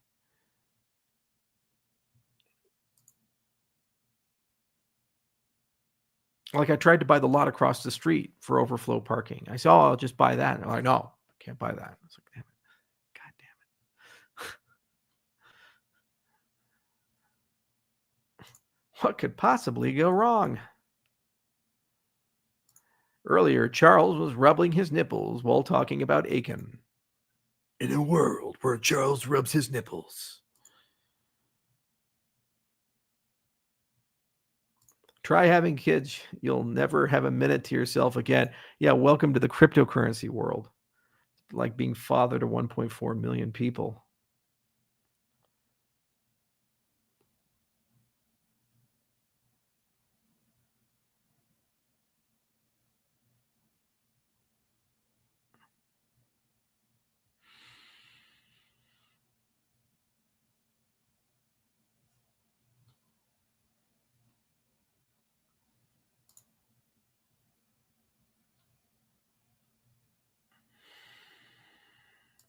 Sounds like you bought a pup.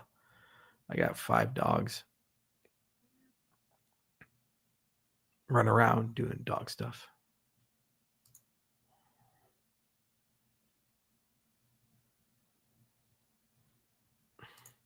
When will you write a book? I'm almost done with my first book. It's on Hoskinson Ranch. Writing it with Mark Jung. It's about the history of my ranch. It's coming out on Book.io.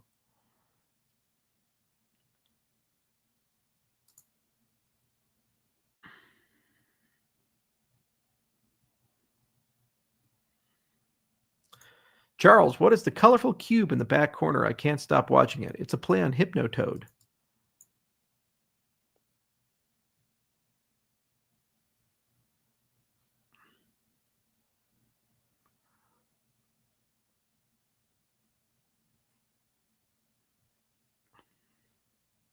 Is Ledger eligible for midnight airdrop? Yes. You just have to connect it to a SIP30 compatible wallet.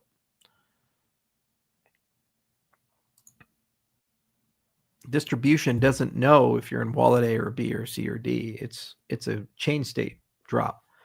It's just a question of, are those interfaces there? So if you have the ability to recover something from it, even if you're in wallet A, you can always migrate to wallet B to redeem. And some people will complain and cry, but I does not care. You getting free money, yo.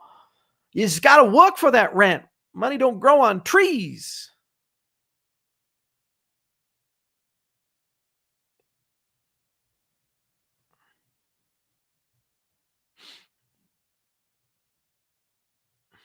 Charles, do you have a bitter love story? Oh, my Lord, I do. Many. Some legendary ones. I've had some legendary fights.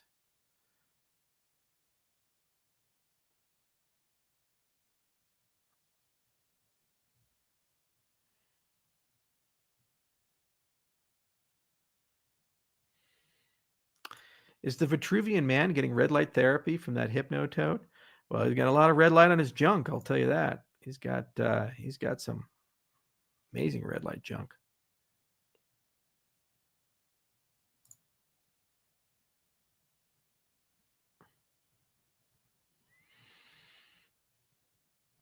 Is your meeting with the government still under NDA? There was never an NDA with the U.S. government. You're referring to the SpaceX NDA, and NDAs don't expire. So no, and all the government stuff I've been pretty open about. We're still working on a pretty regular basis with various people in the House and Senate, and they're working their way through. Shit's getting done. Genius Act is almost out. The Clarity Act is nearly done, and bills will be passed.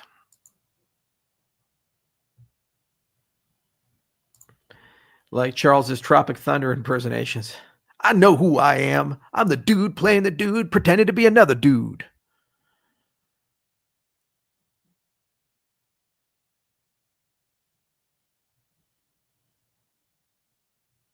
Baldur's Gate 3 got screwed by Hasbro. What's next? It didn't get screwed. Baldur's Gate 3 is out. It's done. It's resolved. You're talking about Baldur's Gate 4. And that is sad.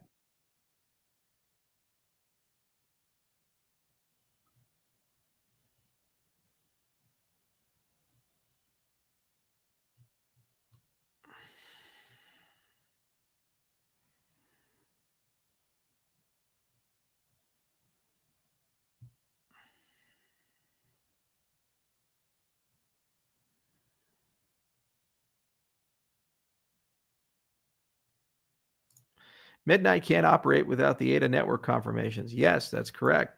Because the stake will operate, well, it's an independent chain, but the governance set, the set of people actually validating the blocks on the Midnight network are the SPOs from Cardano. So if Cardano goes down, Midnight goes down. It's pretty self-explanatory.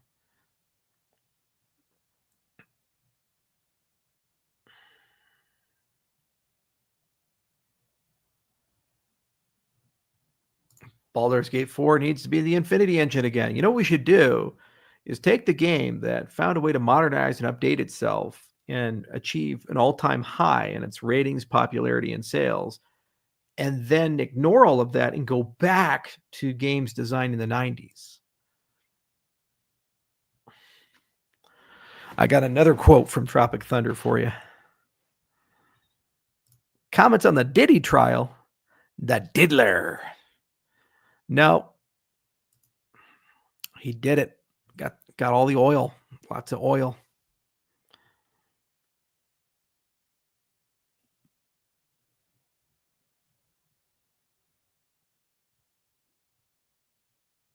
Hey, we got Jillian. All right.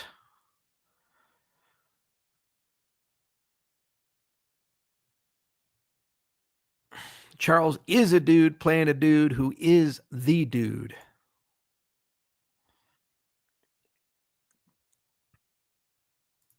Are you coming to Europe this year? I've been to Europe like 4 times this year. It's crazy how many times I go to Europe.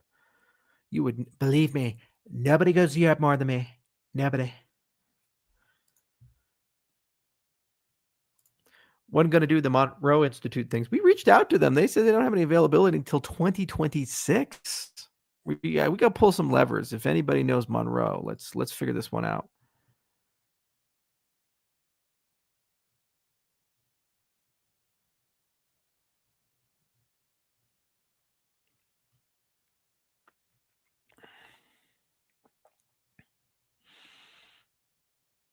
I used to read a lot of Alan Moore graphics novels. I thought he was very talented. Damn, looking like a pope. Pope Paul V. Although I really like Leo XIV. He's a good pope. I'm a little biased. He's the American pope.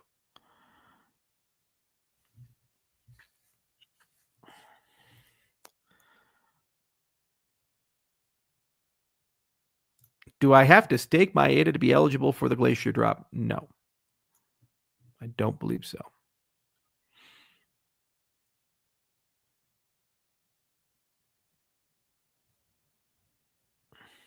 Can we use blockchain to track baby oil?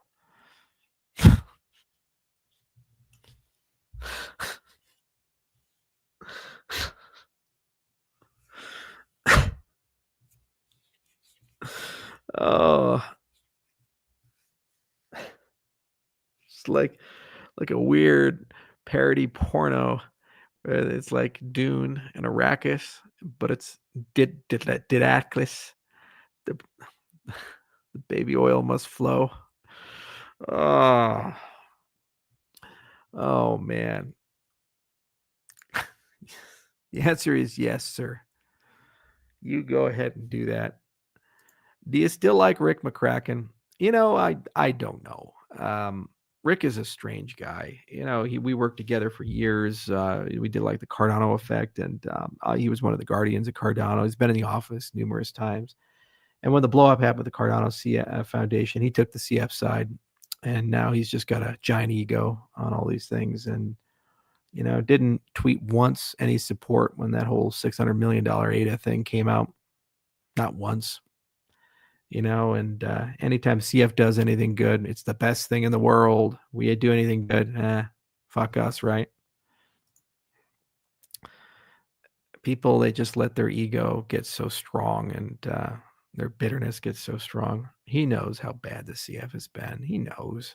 He's been there. He took their side. It's just sad.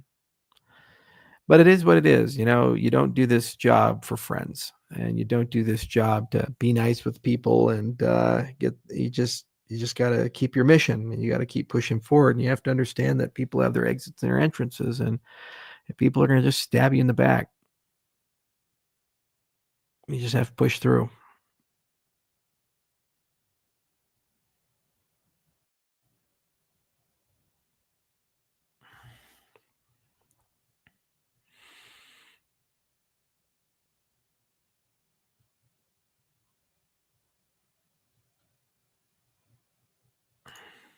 What kind of advice would you give your 22-year-old self, or to young people in general who aspire to be great? I think the single most important thing you can do when you're young is to develop a habit of writing a journal and keeping a journal.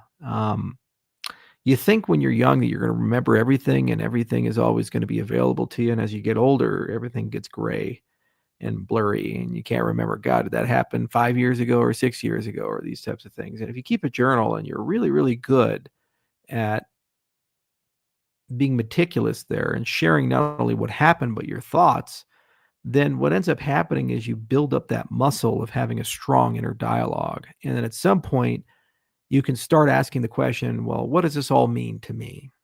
And that introspection, it gives you so much more value in how you travel throughout life. And it's not just like a subjective thing. There's been a ton of psychological studies done that show that people who journal are immeasurably happier than people who don't, and suffer less depression, and overall just have better memories about the world around them. You also preserve part of yourself of who you were. So as you become someone else, you can look back and see how much you've grown. And reading through your journals is really important. The other thing is there's just been so much advancement in personal knowledge management systems and note-taking systems in the years. To go back in time and teach how to do PKM right to young people, that's the single biggest competitive advantage. Note making, not note taking. Viewing knowledge as a linked graph and understanding how to think into a second brain. It's so powerful. And anybody who does it well, they appear like geniuses to the people on the outside, like Lohman, for example. But the reality is they're just very meticulous and developing that habit and keeping that habit strong.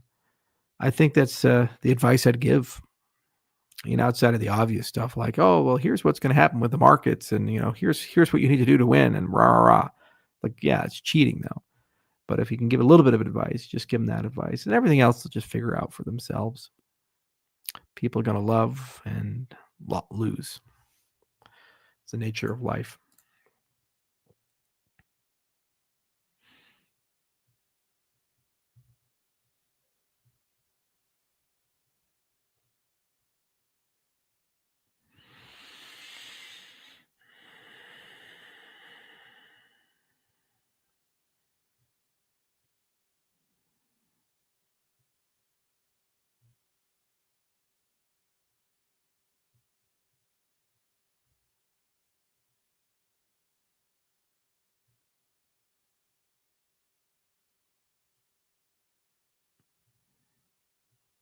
When Lace Mobile, we're working real hard on it.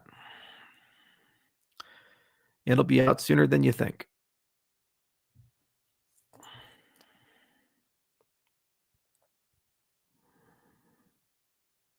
Someone reset Charles. He froze. Did I freeze, guys? Am I okay? Do you think Elon was dosing ketamine at the White House? You mean the guy jumping up and down and holding chainsaws and speaking incoherently was on drugs? I'm shocked, sir. I am shocked. Do you regret your life choices? Well, sure. You always regret some.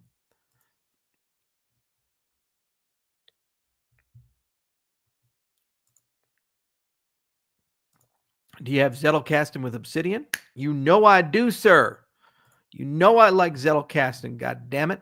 How to Take Smart Notes, great book. Sunky Errands. Would you ever pull a Daniel Day-Lewis and just drop everything to become a shoemaker in Italy? I do not believe I would be a cobbler.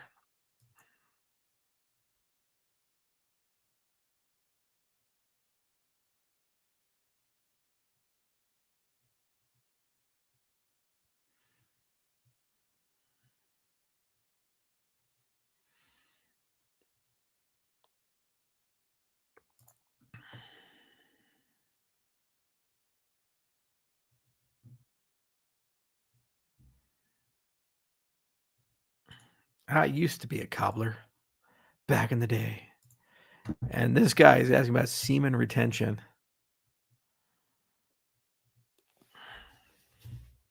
Where you come and go is not my prerogative.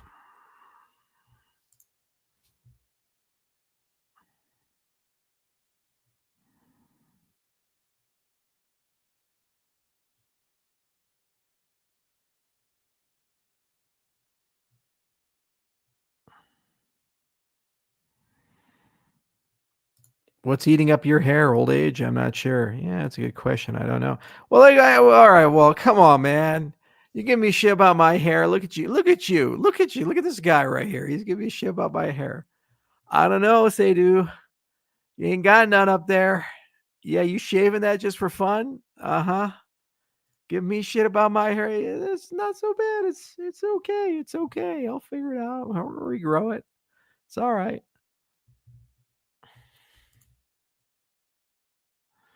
Throwing shade. Yeah, exactly, Lucas.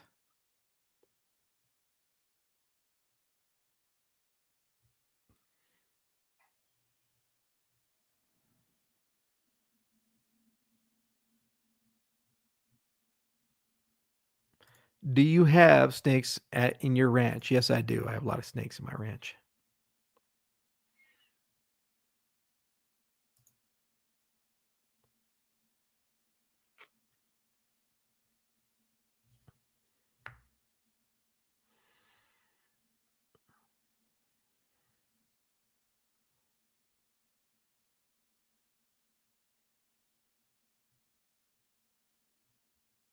Ask Elon where he got his plugs. It's called the back of his neck. Eh, eh, eh, eh. That's what they did because it always grows back here. They can also take it from the back of the head. Now they have a special technique for that.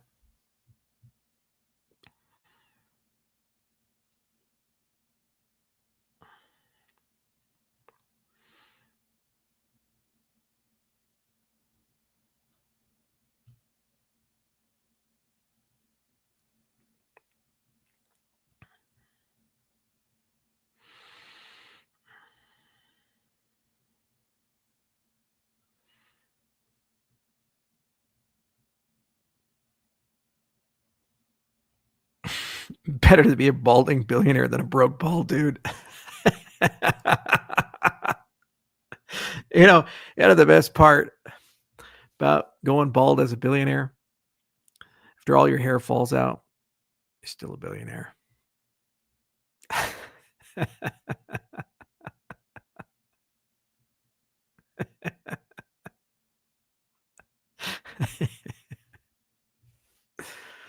Oh, man.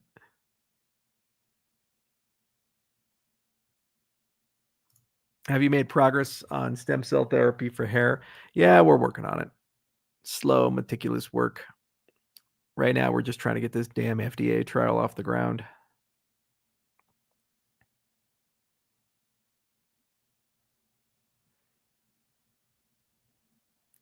No plans starting something in the Philippines? Well, the prior management was like, fuck America. America's horrible. We love China. The Americans are evil. We'll shoot you in the street for having drugs and all these other things. I felt so disenfranchised, under Duterte, and they got rid of him. So I'm very happy about that. There have been several Filipino politicians that reached out to us and said, do something in Clark Freeport. But it would be fun to do something in the Philippines. I was kind of hoping that Filipino Pope would get one, and then the Filipino Cardinal would become the Pope, and then he'd have a Popopino. Then be like, we got to go there for the Popopino. But no, we'll figure something out. It's a large remittance and microfinance market.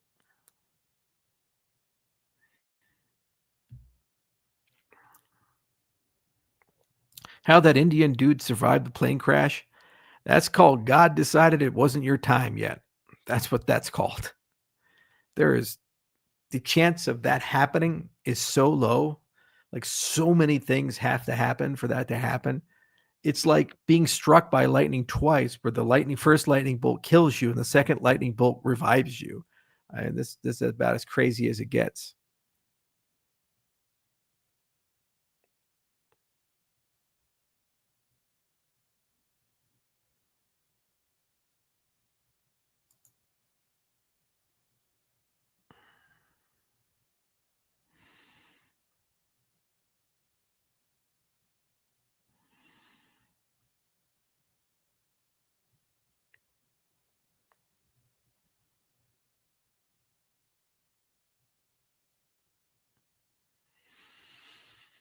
I'm losing faith in Cardano.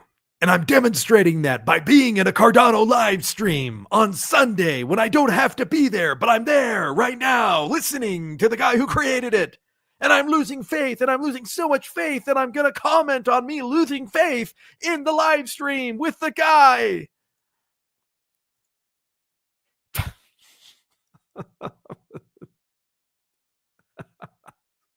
It's like, okay, all right, cool. It's all right. You do you, man. It's all right. It's oh my lord. Winner, winner, chicken dinner. That's right. Will there ever be an altcoin bull run again? Asking for a friend. Hang on, I gotta put these fries in. Would you like that supersized? Yeah, I really want to know. Is there going to be another altcoin run?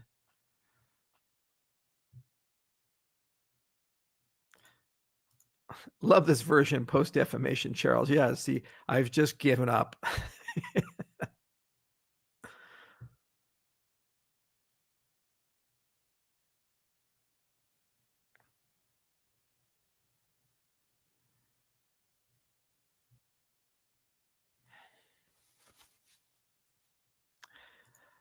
Shout me out. Ba-da-ba-ba-ba.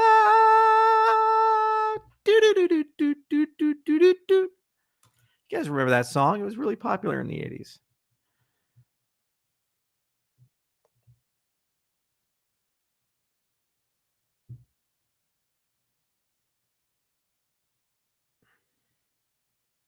Can you play an instrument? I used to play the piano back in the day.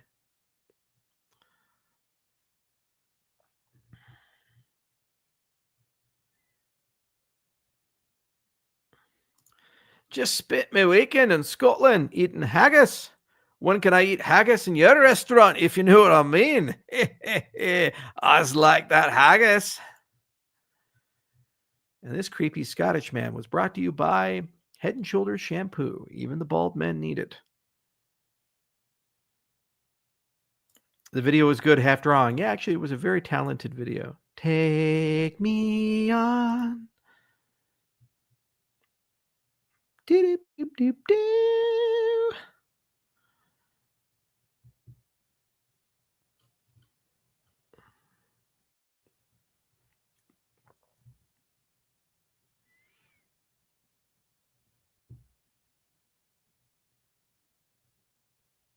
How's the mammoth? Huge.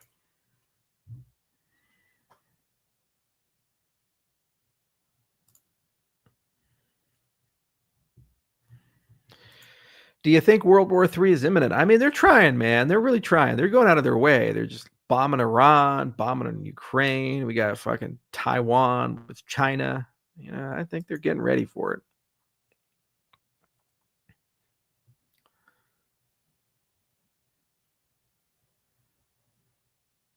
How is Quantum Hosky going? Very well. Trim is a phenomenal product manager. Any chance of Quantum Hosky and Cornucopias teaming up? You know, we haven't really talked about it, but you know, always working on it. Yeah, there might be something there. How is William Shatner in real life? He's one of the smartest, nicest, most charismatic people I've ever met. You know, he's in his 90s when I met him, and he still was with it. He was still there, you know, still witty, and just full of love of life. It's very rare to meet somebody who's gone through as much as William Shatner has gone through and have this infectious joy of living about him that he just radiates, and he's always the center of attention. He's always there. Everybody knows William Shatner is there. Like, oh, there's William Shatner.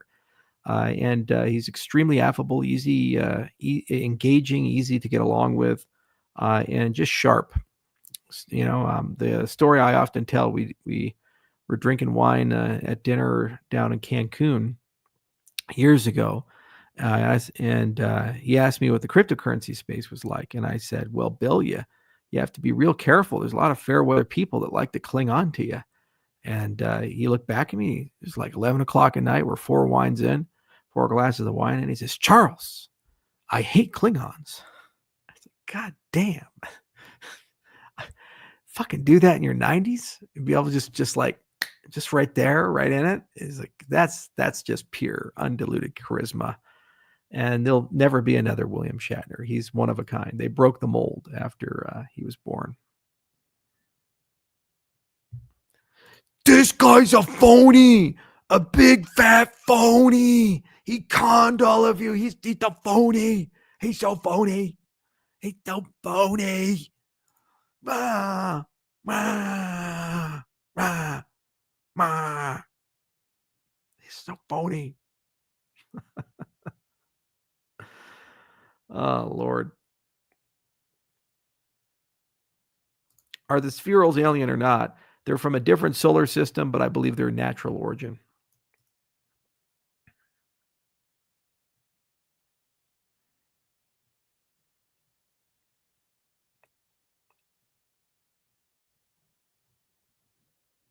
Do you think the Graph and Cardano can be a good partnership? Yeah, actually, yeah. And we looked into it with Blockfrost, and I think we can bring something like that technology to Cardano.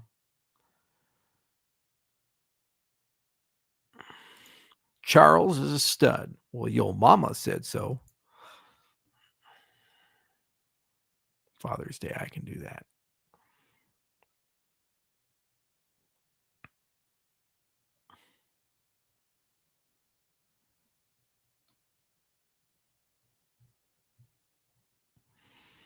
Off-chain payments with secure chips are going to pursue that. We are currently working on what we call almost quantum money. It's a super cool feature coming exclusive to Lace Mobile. I hope you end up in prison where you belong. I don't know what the crime is, but I hope you end up in prison. Ah, phony, phony, phony. Ah. Oh, my Lord.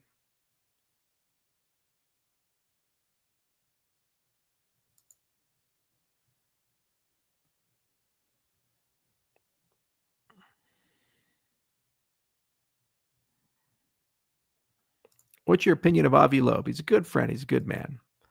Spent 2 weeks with him on a ship. You can really get to know somebody after you spend 2 weeks with them on a boat.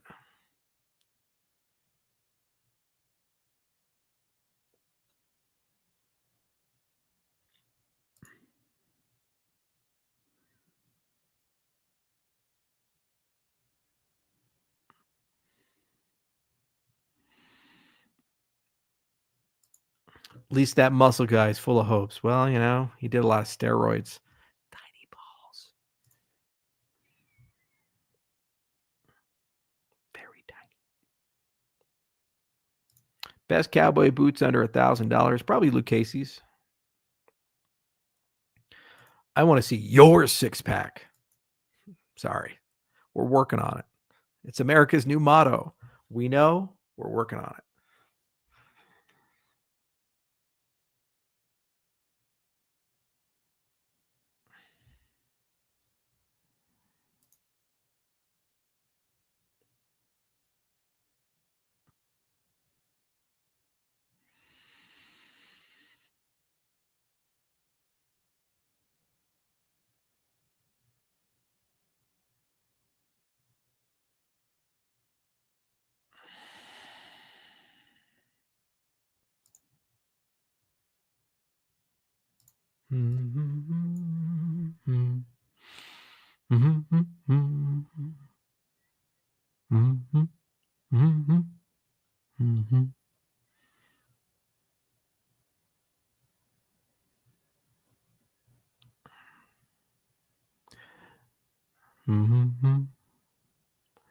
Yeah, it's not updating the comments, unfortunately.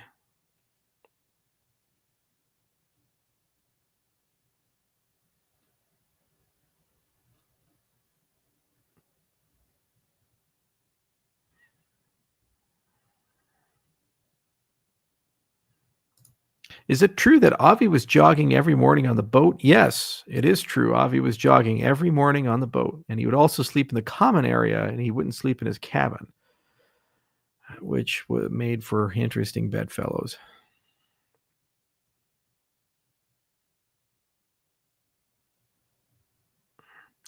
Yeah, unfortunately, it is not updating my comments here.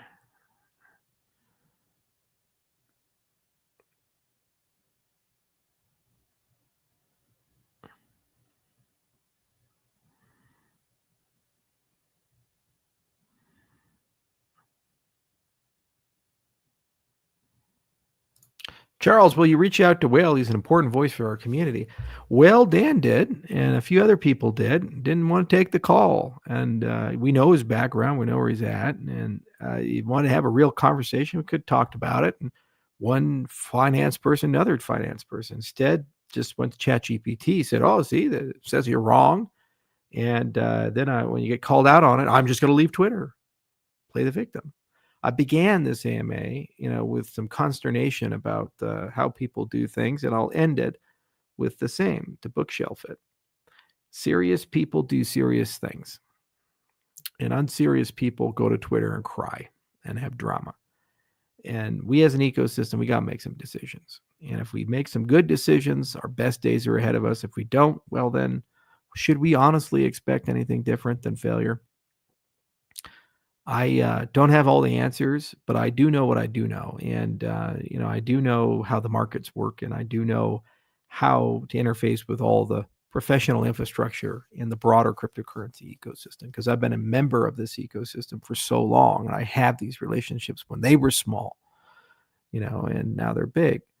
And, if we want to go space and deploy 100 million worth of stablecoin, we can make that happen. We can get that done. It's not a problem. It's easy. But, people have to decide if that makes sense.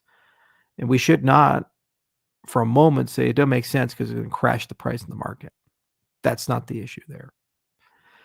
There's other issues with it that have to be discussed and carefully thought about, but it's not a market crash issue. And when people go and say that that's the thing, they're not being serious about it, especially when they're talking with people that know better, who objectively have handled these things before.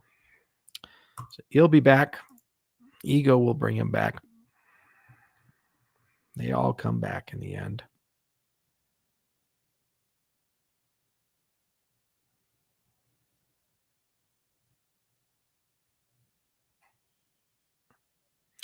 Are those crosses from Georgia? No, Palestine.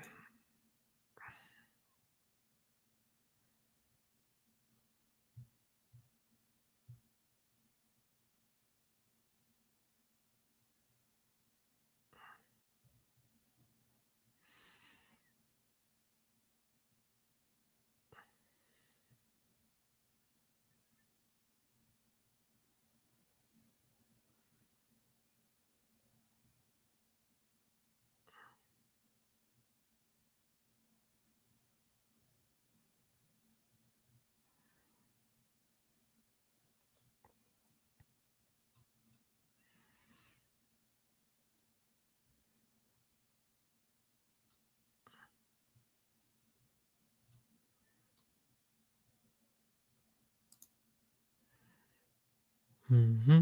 Mm-hmm. Are you best friends with Lucky Palmer yet? That's a guy like I should be friends with. We both like cat girls. We both have a thing for anime. I own a Blackhawk. He makes things like Blackhawks. He's been stabbed in the back by a lot of business partners. I have too. There's just a lot there. We should be best friends. Well, we'll go figure that out.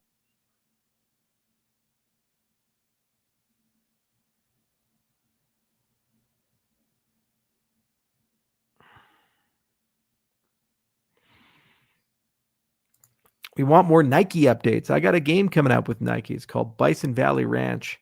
And it involves my bison, and it involves Nike, and Nike token and Charles token are connected to it.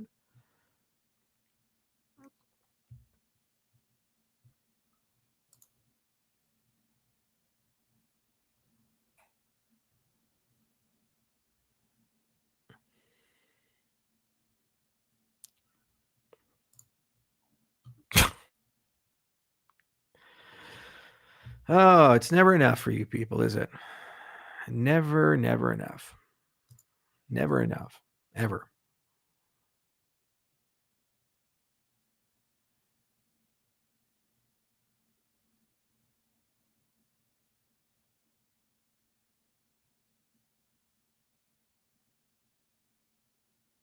Where does this even come from? You paid the psychoanalysis to prove you weren't a sociopath, but the results came back you're indeed a sociopath. What? What? What is this? What? It's like, do you even listen to yourself? Do you even understand what you're typing? You just don't. Just what? Jesus Christ. Good grief. It's true. Where's the source? Where's the source? Honestly speaking, where's the source? You know my medical records now? This is like, really? Really? Oh, Lord. Lord, just Jesus fucking Christ. You're just lower than scum. You're just lower than scum. It's like you people. Christ in heaven. You're just scum. You're just scum. You're just trash. You're just trash human. Honestly speaking, why there's so many just these trash humans come online and they just sit and they just pick and pick and pick and pick. Ugh. Ugh.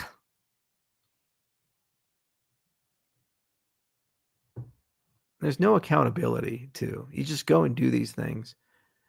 We got to get out of this as a society. The internet has made everybody insane, absolutely insane.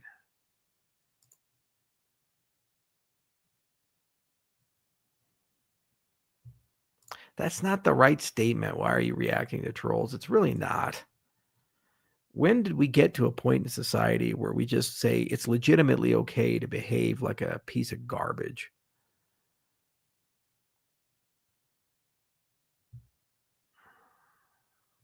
Ugh.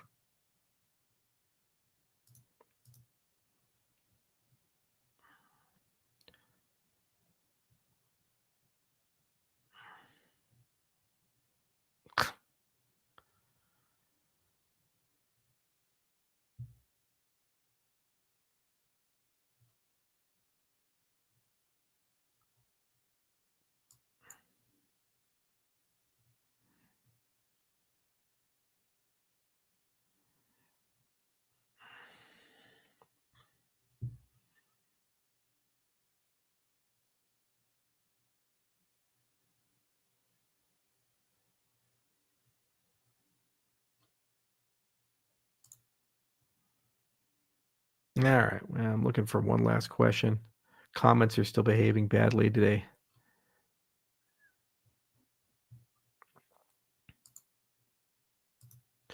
Change the screen up a little bit, huh?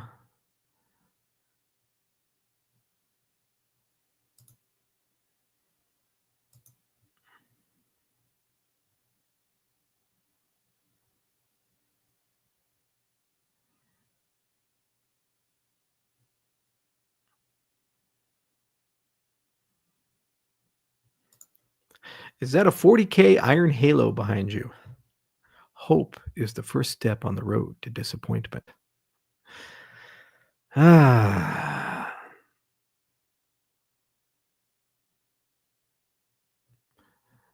Well, anyway, thank you for spending the end of the week with me. Happy Father's Day, everybody. This was a tough week. A lot of shit went down and I had to deal with all of it, but we got through it. And next week will be a better one. And I do appreciate everyone taking the time to, hear some thoughts and engage with me. It's fun.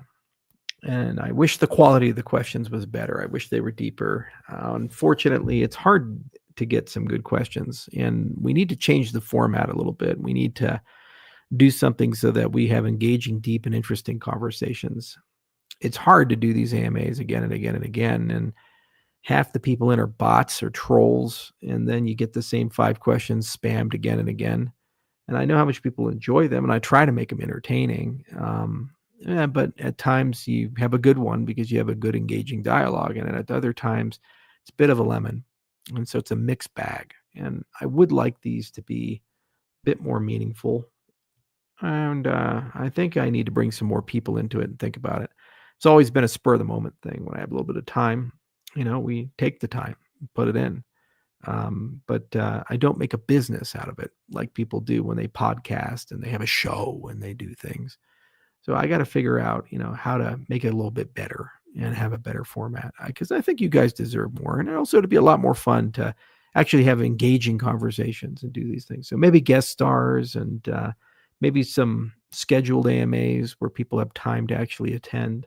And maybe some pre-filtering on the questions and some comment moderators and these types of things.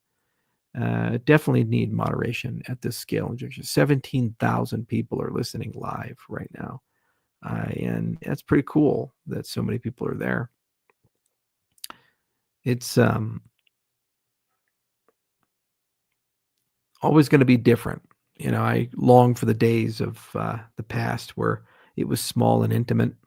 But on the other hand, I like the scale and being able to reach and talk to so many people. So we'll kind of figure it out moving forward. But thanks for listening on Father's Day. And until next time, I wish you well.